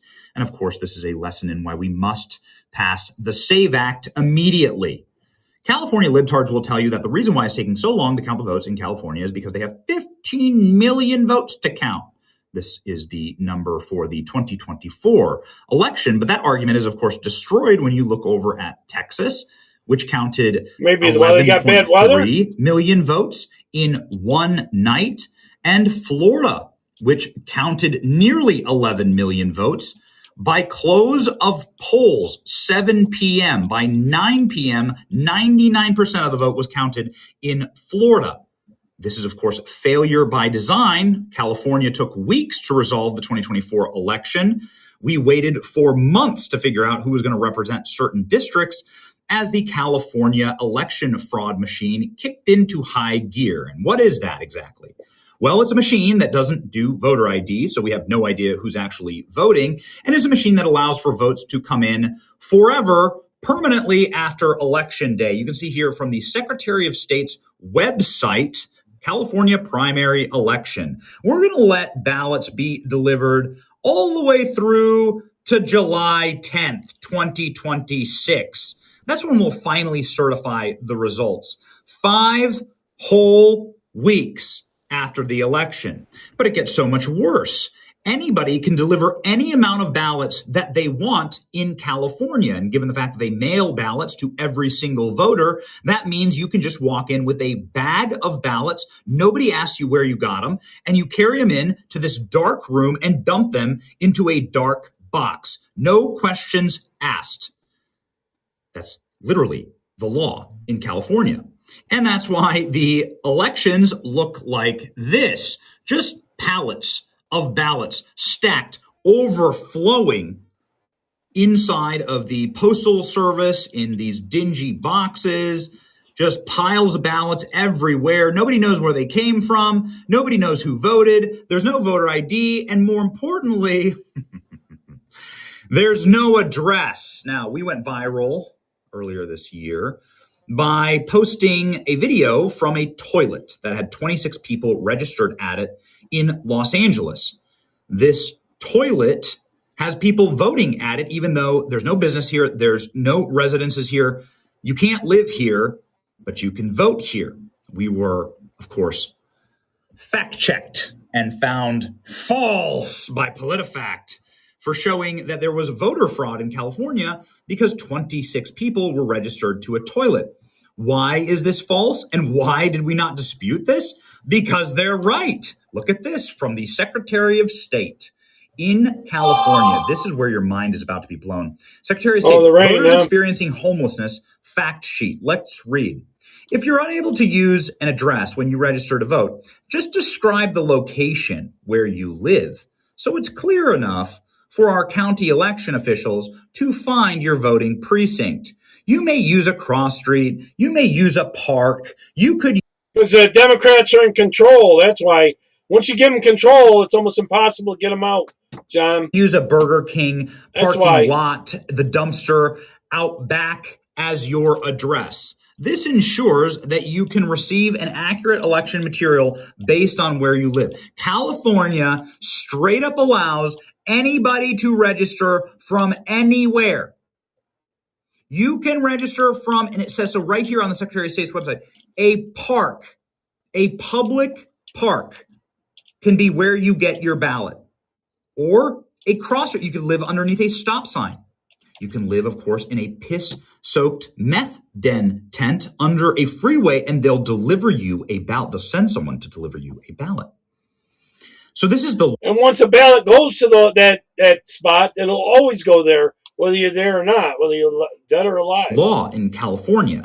And with no voter ID, and with hundreds of thousands of homeless zombies roaming the streets on super meth, you can imagine that there are hundreds of thousands of ballots that are delivered to people, picked up mysteriously, voted for, no voter ID, no signature required, and dropped off in their mysterious little black voting centers in order to give you pallets of ballots that look like this. You can never find out who's voting. You can't find out where they come from. And by the way, the voter fraud literally takes place right on your screen. Here is CNN. For the last recall election, Gavin Newsom, check this out. You can literally watch the vote counter change in real time for the people saying Gavin Newsom should be recalled went down by 300,000, and the people saying he should went up by 300,000. Wow. It's just magic. So That's it's certainly a mix of 600,000 machines flip. and pallets of ballots being delivered, and It's a 600,000 difference because you're losing 300 on one side and gaining 300,000 on the other side. that is exactly why Nikki Raman, who nobody likes, nobody cares about, nobody can even spell her name, who is one of the least popular politicians in the country, along with Karen Bass, are getting these mysterious giant ballot dumps that go 100% for the number 2 candidate. Isn't that interesting? Because it'd be mathematically impossible at the same percentage rates for Nikki Raman to overtake Spencer Pratt here. But because they keep increasing the number of ballots that you can vote with by increasing the number of ballots that are out in the homeless encampments or wherever, the parks. Yeah, they keep claiming that there's more ballots to come in than they originally did. The street corners, well, this is how you get it. Genuine question, how is it even mathematically possible for Nikki Raman to overtake? If Bass keeps even roughly her current pace, which she has, Raman would need 60% of the remaining ballots in order to pass him. That's an enormous late break margin. Am I missing something? Yeah, you're missing the way that California votes. And that's why you see the percentages increasing the number of ballots that are outstanding. The more they count, the less they count. Do you understand? The more they count, the less percentage. You see how that went down to 55% expected vote instead of 57%? Because they need still to manufacture more. Of expected votes are actually counted. They keep increasing the number of votes. Yep. Or just straight up delete. I heard earlier today that they had made some deal where the voter ID thing did get passed through the Senate somehow. They put it in with the spending bill somehow. Leading them. This is why far left wing Nikki Raman. So it looks like Trump's it's got to go through the House, and then he should be able to sign it before the middle of next week. Who was sobbing on election night is probably whistling Dixie right now because she didn't quite understand the power of scared a few of the senators to go ahead and go with it. The Democrat machine. This is why the prediction markets are now skyrocketing, because they do understand the power of the Democrat machine. So does Democrat Katie Porter, who gave a perfect answer here when she was asked, why would you need anybody to vote for you who's a Republican? Listen to this. Of California voters who you'll need in order to win, who voted for Trump. How would I need them in order to win, man? Well, unless you think you're going to get 60% of the vote. You think you'll get 60%. Everybody who did not vote for Trump will vote for you. That's what you're in a general election? Yes. She says this out of confidence. This is, of course, a horrible answer for any politician to make. Yeah, no, I don't want your vote. I hate your vote. She says this because she's a Democrat in California, and she can get away with it. She's a Democrat in California, and she knows that Republican votes don't matter. They'll just make up the votes because the way the elections are counted and structured. Florida processed more than 10 million votes in a matter of hours. California takes days or weeks to count the votes, says Ron DeSantis. It's pathetic and corrosive to our civic culture. That is, of course, correct. Nate Silver even calling it out, saying that California votes like the third world, like a failed state. When Nate Silver is calling out your fraud, you got a real problem. But don't expect any apologies from the man who made it all possible. Yep. All right, here's a little humor on that. This is them dropping off ballots. Watch this.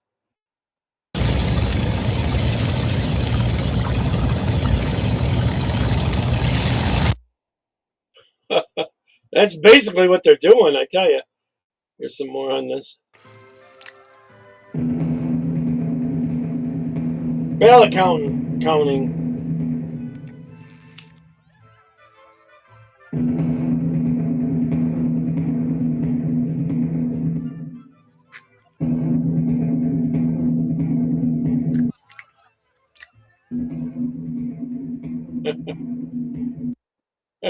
Basically that way.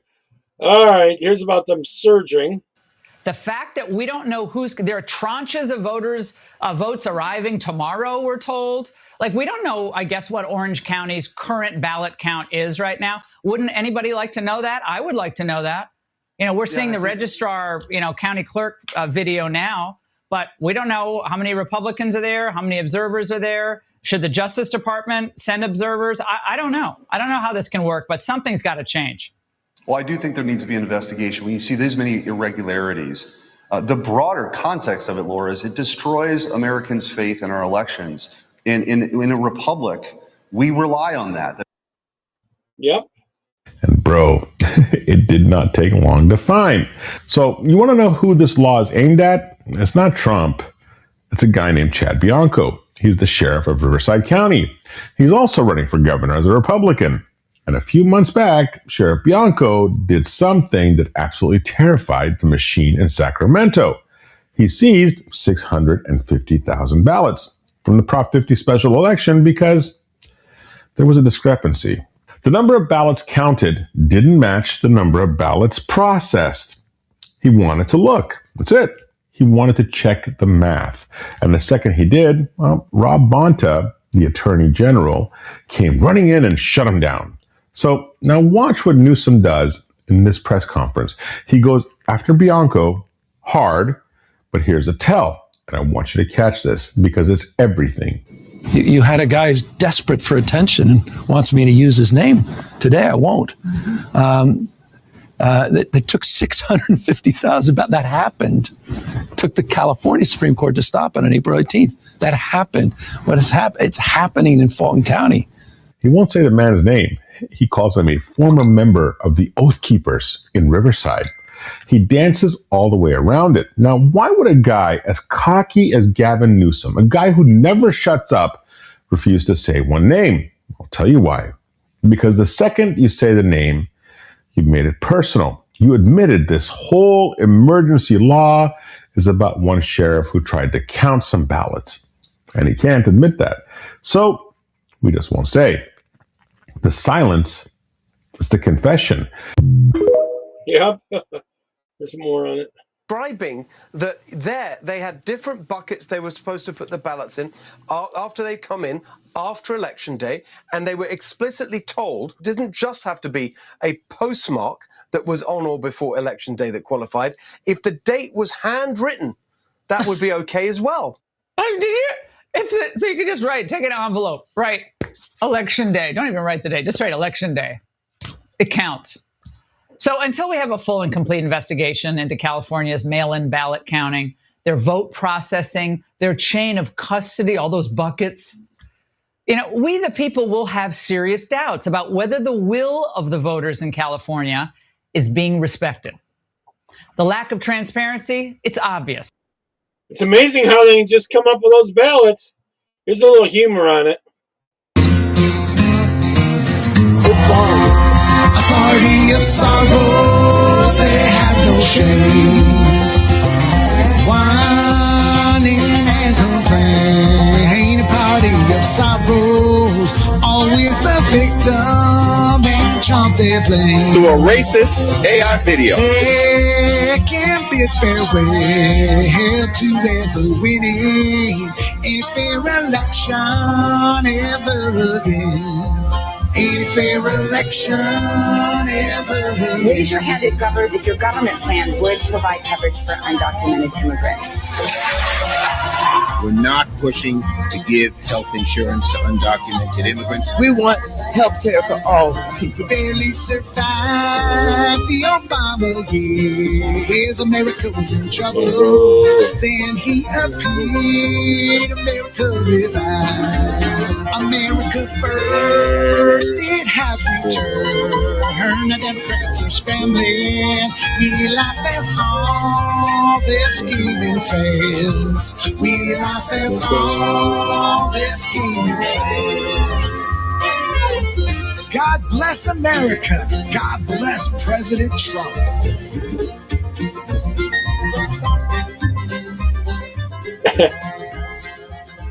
I think I'm going to save that and play it again in the future. I don't know. Everyone like that one? I kind of like that one a lot. Thanks for tuning into a special Friday update of 10 Minute Drill. I wanted to spend just a couple minutes on this New York Times story because we've been covering Graham Plattner very closely, particularly all of his different sort of liabilities and things that he's done in the past and scandals that he's had. There's been a story brewing for quite a while. People on social media have been teasing it for a long time of things that were even more troubling than what we've seen thus far. And that story came out on Thursday. New York Times, several women who dated Graham Plattner recall unsettling behavior. The Democratic candidate for Senate in Maine could be charming, women said in interviews, but some found his actions intimidating and disturbing. Now, I'll preface this by pointing out the fact that Graham Plattner's primary defense of some of the crazy comments that he's made, downplaying rape, suggesting that he went to war because he really wanted to kill people. A lot of other violent things. He said homophobic things, racist things, the things that we outlined that were called out by The View. He's tried to dismiss those as just sort of online comments on his worst possible day. But what's been important to understand about the drip of... You tried rebooting Wi-Fi? These stories, it's a pattern that highlights serious character flaws and temperament issues. And what the New York Times story gets into, I think takes that a big step further. But I also think it's important to note that there are other stories out there about Graham Plattner's violence that didn't get included in this for whatever reason that will come out before November. But let's get into what's in this story. The thing, though, Tammy, is it affects us. On Tuesday evening, after a whirlwind day in Washington... I did a story yesterday on how they're trying to change the Electoral College.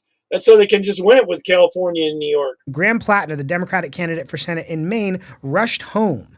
Rumors were spreading from Portland to the Potomac about Mr. Plattner's messy personal life after news reports that he sent sexual messages to women while married. Democratic senators were pressing him about whether more damaging revelations were coming. Journalists were swarming, staking out his hometown. Now, this is really important because Plattner held his in-person meetings with Democrat senators, and he assured them there was nothing else to come.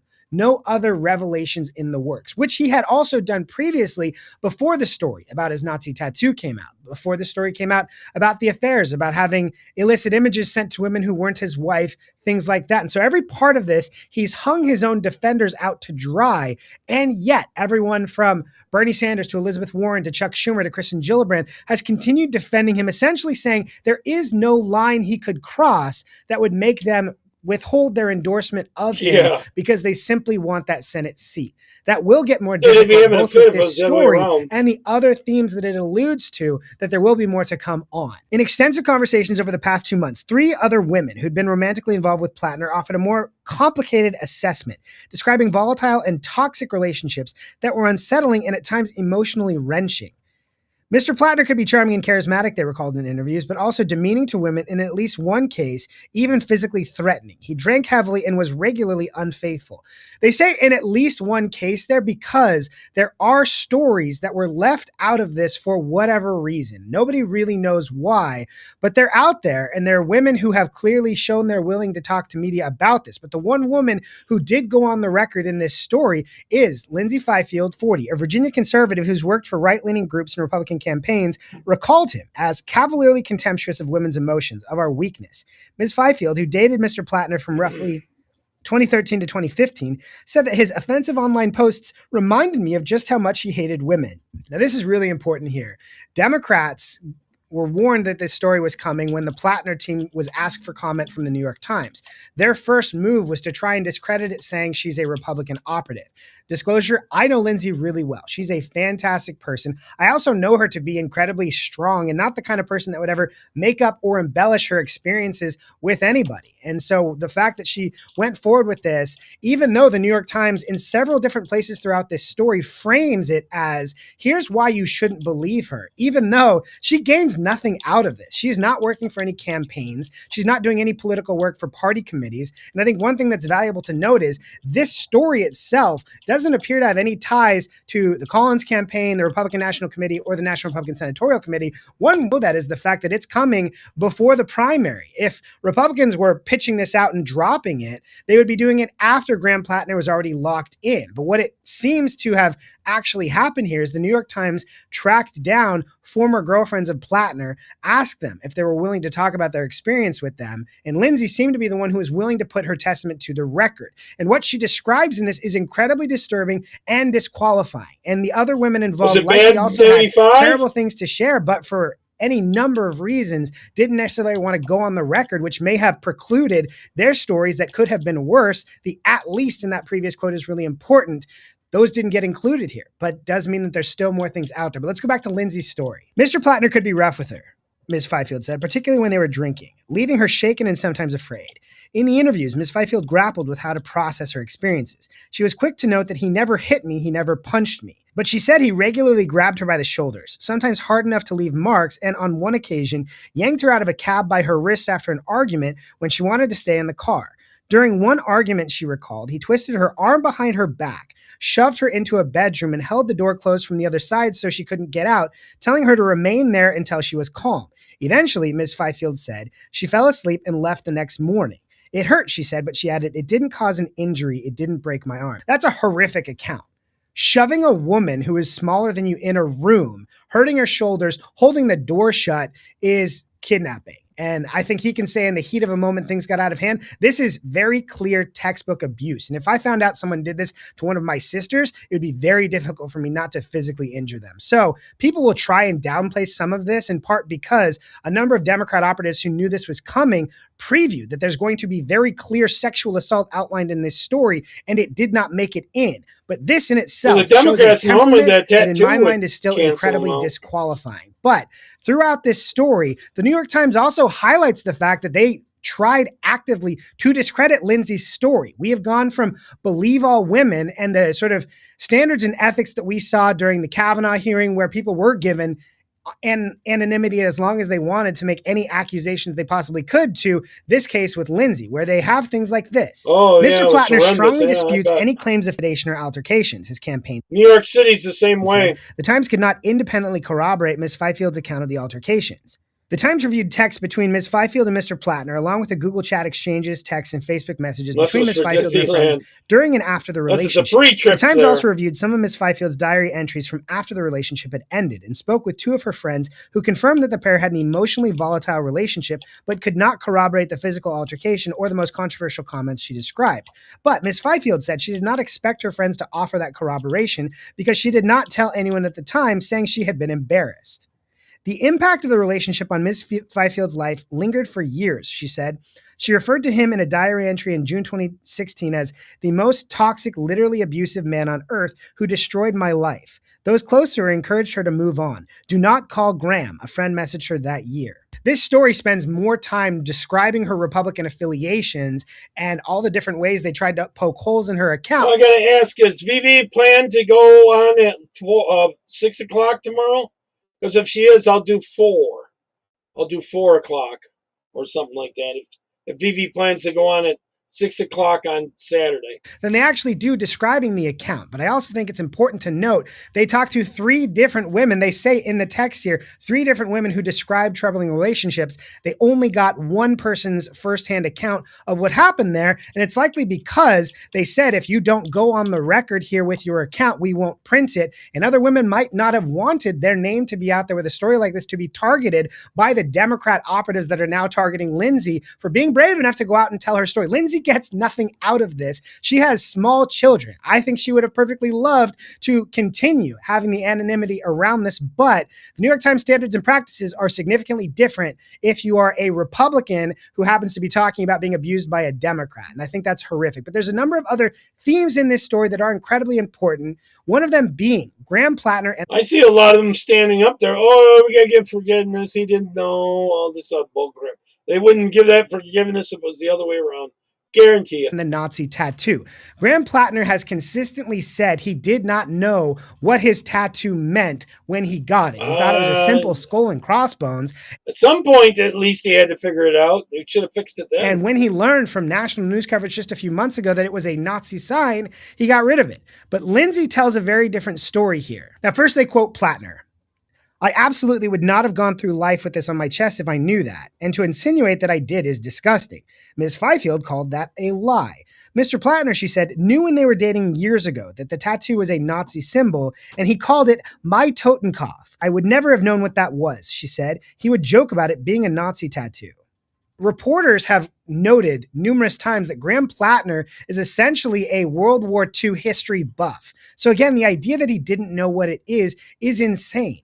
Also in his Kik profile, the profile that he made so that he could use an app that is strongly tied to exploiting underage girls and connecting older men with younger women who are under the age of 18, he's hiding the Nazi tattoo in the profile. So he may have known what it was there. And according to Lindsay's account, he was open about it being a Nazi tattoo, which once again makes all his Democrat defenders who have said things like it's an accidental tattoo, he couldn't have possibly known what it means. Makes him a liar, but that's expected. Look foolish. But one more thing I want to highlight in this story that I think is really important is the casual way he talks about violence and sexual assault, which once again is something that he was called out for doing previously in Reddit posts that he tried to dismiss as kind of a one-off thing. It wasn't. He had what she described as a warrior ethos and would fantasize about killing people he deemed a threat. She said he also told her that rape was about power. It was something that stuck with her throughout the years, Ms. Fifield said. He said this a lot. If anybody ever broke into me, I would rape them, she recalled, saying that he added it. He had that much time to figure it out. I'm sure he knew. Would not be in a sexual way, not in a gay way. He was like, I would rape them to show them that I'm dominant. Asked about those remarks, a Plattner campaign official did not dispute them.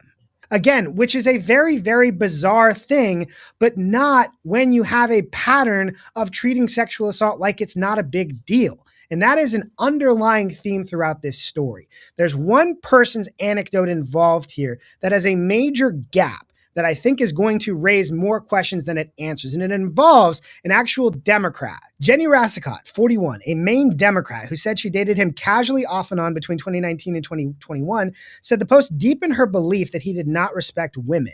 When I saw the comments he'd made online, she said, I recognized a version of him that I had experiences with. Now, as Plattner's defenders in his campaign are trying to sort of dismiss this story and undermine it by saying Lindsay Fifield is a Republican operative, they also talked to a Democrat who actually supports Plattner's policies, who also described troubling interactions. And troubling, I think, is really downplaying a lot of this. But she was not shocked, she said, when she saw the incendiary comments he'd made about women that have surfaced during the campaign. I was like, that makes sense, she said. This person does not respect women. Ms. Rassicott also said that in 2021, he arrived at her house drunk after she had asked him not to come over. She declined to elaborate, but said she cut off contact soon after that episode and found his behavior reckless and unsettling. She declined to elaborate. There are millions of reasons that a woman would not go into further detail about what could have happened in this interaction, but she's very brave for coming forward, giving her name, describing these troubling interactions, even though, as she says there, she agrees with a lot of his policies and she's a Democrat, but she has seen plenty of things to, one, highlight the fact that he doesn't respect women, and two, showcase the fact that he has violent and scary tendencies. Now, we don't know what happened with Ms. Rassicott on that night. We do know that there's a lot more out there, and Democrats are going to have to square this as they continue to make excuses for what is one of the worst candidates we have ever seen, who now appears to be putting Democrats in the position, making them eat all of the words they've ever said about California could win, believing all women, and on so many other issues, all the ways that they stood up for character and said that character counts. And the final point that I would make in this is, as you hear more and more about Graham Plattner being so terrible, consider the fact that these Democrats are willing to burn down their credibility. It should be affecting a lot of the other Democrats in their races too, especially the ones that are sticking up for this guy. Because they want to defeat Susan Collins, who is literally the most independent-minded senator we've seen in modern history. She votes against her party quite often because her North Star is what's the best for the people of Maine. And it frustrates Republicans all the time. Yeah, but it's the reason that Democrats normally say we need more people like Susan Collins. And for them to come out and say we must burn it all down for this troubled person who needs help much more than he needs a Senate seat is just a shocking state of affairs. Thanks for tuning in. I'm in on all that. There's a little more on it. When they go low, we go high. Is masturbating in porta potties and getting a Nazi tattoo and calling the Virgin Mary a skank, is that high road behavior? Apparently so, because at last week's Democrat State Convention in Massachusetts, they welcomed Graham Plattner, who did and said all those things with open arms. Plattner had a table set up with gear and a whole pack of jackals roaming around the convention, garnering support for his senatorial bid. What else is there on Plattner? How about mocking a wounded veteran and saying that government contractors should be banging hookers in Thailand instead of going home to visit their families? Is that more high road behavior? Plattner said all of this under his Reddit handle, P. Hustle. Ugh, the fact that Democrats in Massachusetts gave this guy so much real estate at their convention is sickening, but not at all surprising. Promoting the human trafficking of Thai hookers is on brand. Did you see what they did at our southern border? Nazi tattoo, blasphemy, mocking veterans. It's all satanic, just like Maura and friends like it. Thumbs are okay with that, though. Trump is calling out California for potential voter fraud, and the narrative from the left is already irritating me to my core. So Trump said there's big cheating by the Democrats in California. Votes are all tied up, may not be in for weeks. Under investigation by the U.S. Attorney's Office in Los Angeles. Why the vote counting delay? President Donald J. Trump. So people are pissed, like, he's calling it a rigged election again. Dude, nowhere else in the world counts their votes or does their elections like California. And this has to be one of the dumbest posts They keep upping the number because they got to see how many they need. I have seen on the internet in a long time. He says, here we go again with the Trump stolen election bullshit. Here's why California takes up to 30 days to certify election results. So the results are fair and accurate. So the problem with this is, what you're saying, Jacob, is that nowhere else in the world has fair and accurate elections. Nowhere else in this country. Because California is literally the only place on earth that holds elections this way. My friend Gina makes a good point. She asks Jacob to please explain this. LA woman to plead guilty on paying people on Skid Row to register to vote. Yeah, seems super secure. Oh, and if you don't believe me, for those of you who are like, where's the proof? Here's the proof. Grok even confirms nowhere on earth holds elections like the state of California. If you cannot say that California is doing this to be extra secure, because that alludes to the idea that everywhere else is not. California is wildly incompetent, and I'm pretty sure it's on purpose, because it's really easy to is that what you're talking about? Have some shenanigans when you take 12 years to count your votes. I sure hope we get a full investigation into this election. I have a feeling that the Democrats are going to come out and say that Donald Trump is racist, a fascist, blah, blah, blah. They're going to say anything they can in order to not give him the polling information, the numbers. It's just going to be a shit show. Oh, well. What do you guys think? Let me know. I don't know. They're pretty stealing from us pretty bad. This is what China's doing with mosque.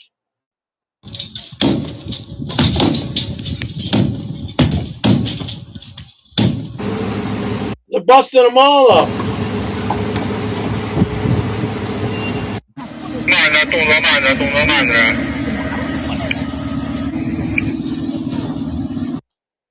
Yep, I don't blame them. These three have more blood on their hands after another American family has been shattered by an illegal alien. Luce DeGracia was driving in California with her three sons when Manvar Singh, an illegal alien from India, drove his semi into her car and two other cars. Then he ran away on foot. Thankfully, they were able to catch him, but two of Luce's sons died in the crash. Their names were Clark and Peter Fohas. Singh came in illegally in 2023 through Arizona. Then the Biden-Harris administration just let him go free into the country. And then in 2025, Gavin Newsom gave him a commercial driver's license. They all killed these boys. Luce and her surviving son are in really rough shape. He's got a broken neck that could lead to severe spinal injuries. She had a brain bleed, a bunch of broken bones, a back and spinal injury, and she was in ICU for a week. Thank God she's out. But President Trump, please, how many more have to die? Please clean this up faster. It's not easy. Looking at the way Washington spends money, you would think that you were watching Lifestyles of the Rich and Famous. Thank you, Mr. President. Lifestyles gets the vote from all the chief executives, and with that seal of approval, our fifth bubbly season gets underway.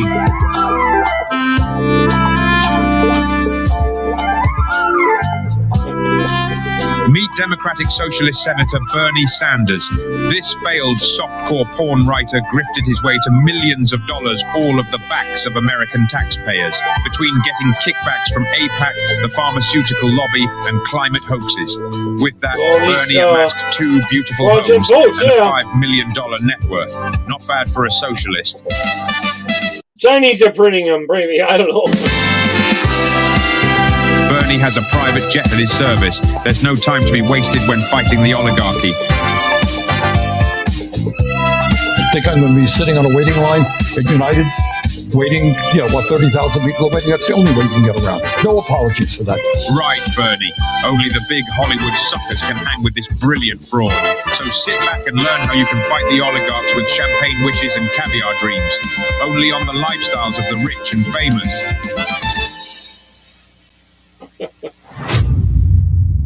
Pretty well made, actually. Here's that Peter guy. He's pretty good. Latin America is going based as Colombia's populist Abelardo de la Espriella, nicknamed El Tigre, the Tiger, won the first round of the presidential election, putting him at 80% odds of winning Colombia's presidency in 3 weeks. He's the conservative down there, according to prediction market call sheet. Trump-like. Now, this is interesting because Tiger's an open admirer of Nayib Bukele, El Salvador's populist leader and Trump ally, who famously cut the murder rate by 98%, taking Salvador from literally the most violent country in the world, worse than Haiti, to safer than New Hampshire, and earning Bukele approval ratings in the 90s, according to independent polling. Salvadoran children can now play in the street, unlike, say, Chicago. Grandmas can nap at the park. Young women can go out at night. I was actually in El Salvador 2 years ago for Bukele's inauguration, and every Salvadoreño I talked to beamed with pride. Now, this would all be a welcome change for Colombia, which has a left-wing government friendly to cartels and street crime, with the murder rate running around Baltimore levels, which is 15 times Salvador. Encouragingly, it's not just Colombia. Bukelismo is spreading across Latin America, scoring 70 to 80% support across the region, perhaps because voters enjoy not being robbed, which baffles the elite like a dog watching a magic trick. Chile's new leader is an open admirer of Bukele, as is Ecuador's. Argentina's Javier Milei is a close friend, and they've been trading ideas. Honduras already implemented Bukele reforms. Costa Rica just jumped on the bandwagon. Of course, lower crime is just one part of populism, whether it's Bukele or Trump.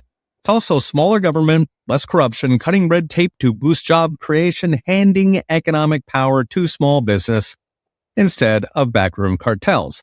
And that is where the trouble starts, because even if you convince the voters, you hit the wall of ideological judges and legislatures.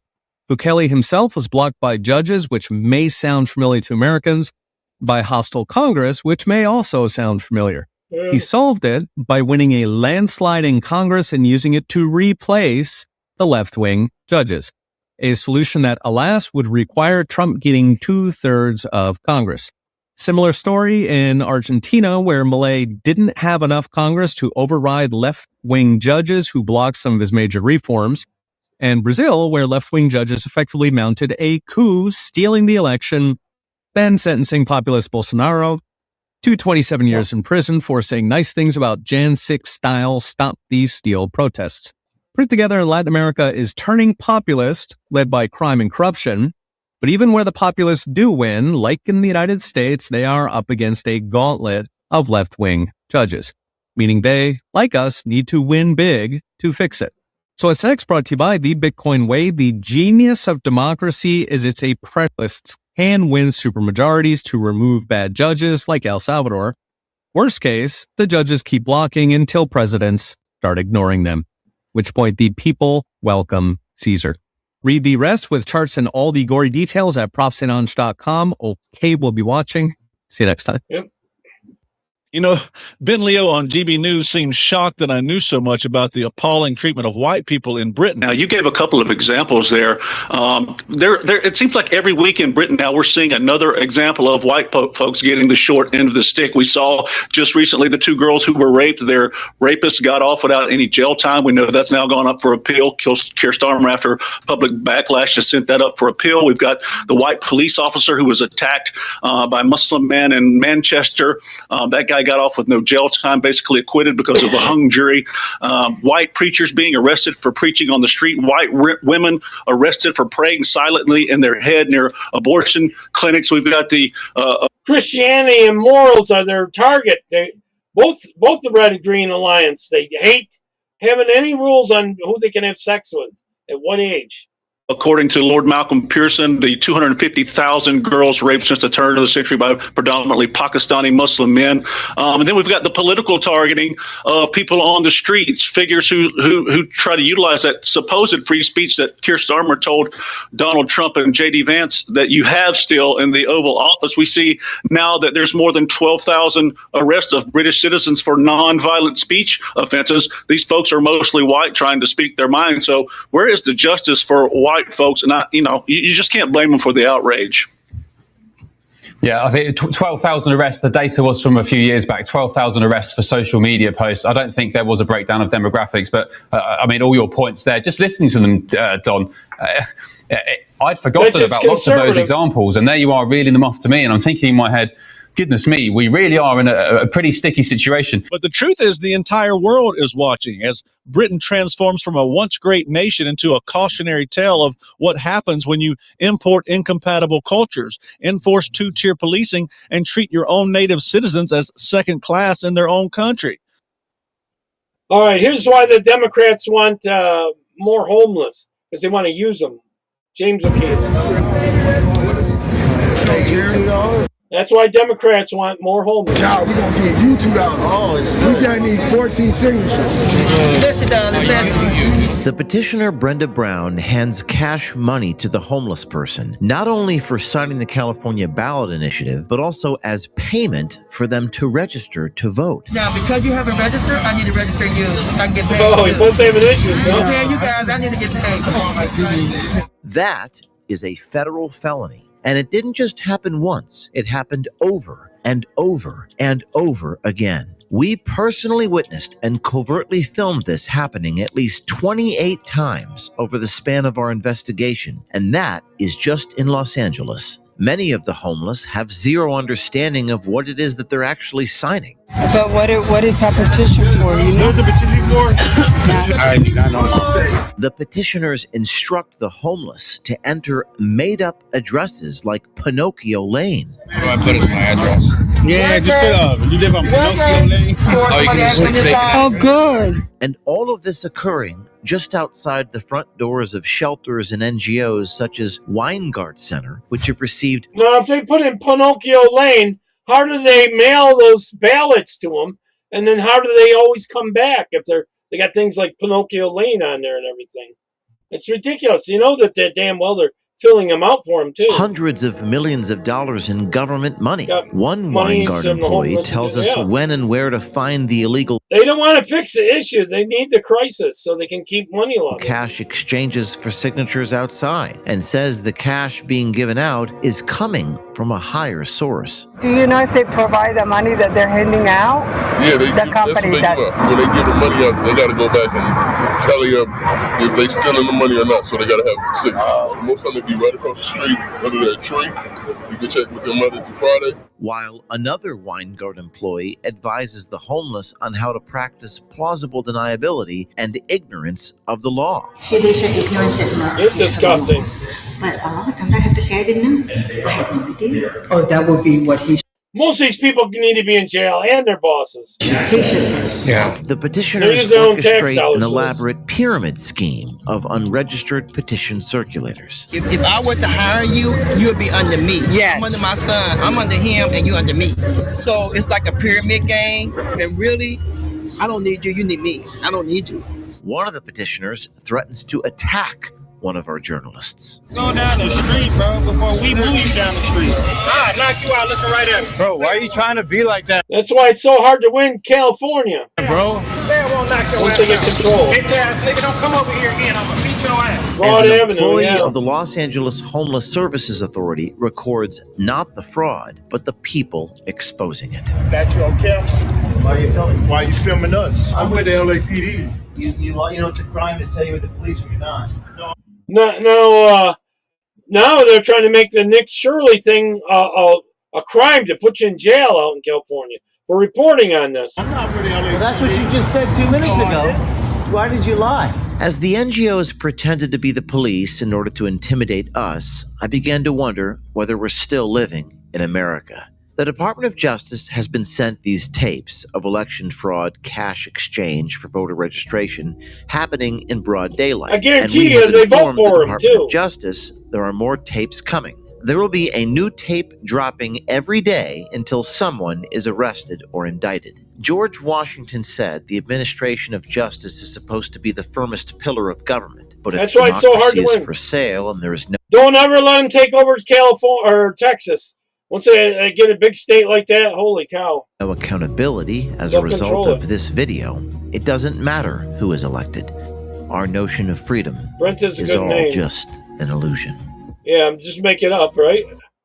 I think a lot of them are getting cash registering several names is what I'm thinking.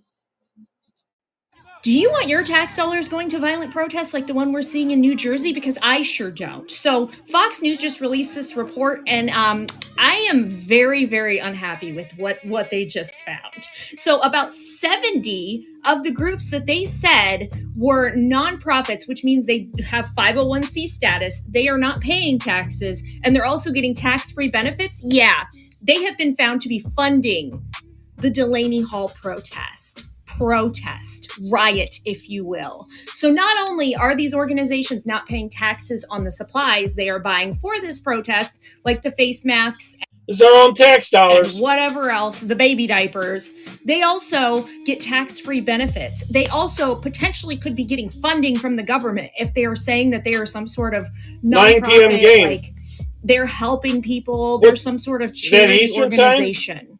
How much of our tax dollars is going towards funding this chaos? Not only that, it gets even better because do you remember back in Minnesota, signal chats were exposed where they were actually instructing people where to go, what to do, and even what to say. So Fox News has obtained a copy of a Delaney Hall 100 text message thread, and this is full of creators. And do you know how manipulative these people are? Instead of calling this a detention center, they're ordered to call it a concentration camp. And instead of calling them detainees, they're supposed to call them imprisoned prisoners or captives. They are also supposed to say the words kidnapped, abducted, or taken instead of detained. That is so, this has got to stop. We got rid of USAID, which was allegedly funding a lot of this chaos, and now it's just transferred over to these small nonprofits like the ACLU. The ACLU was on the list.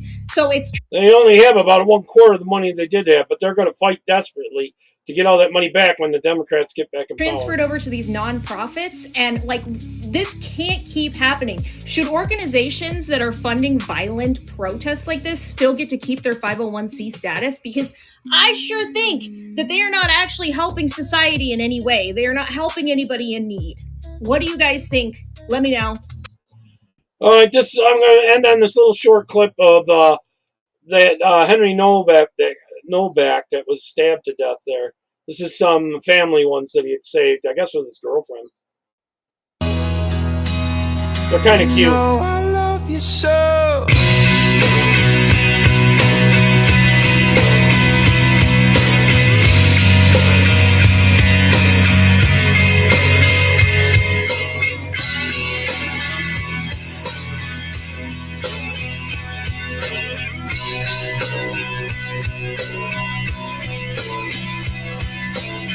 I swam across, I jumped across for you. Oh, what a thing to do. 'Cause you were all yellow, Okay, everyone. I guess I'm going to probably shoot for 4 o'clock just to make sure I'm not on at the same time as VV. 4 p.m. Eastern time tomorrow, and probably 6 p.m. on Sunday, okay? I'm going to try to avoid being on at the same time as VV. So 4 p.m. Eastern tomorrow, okay? Take care, everyone. God bless. Bye.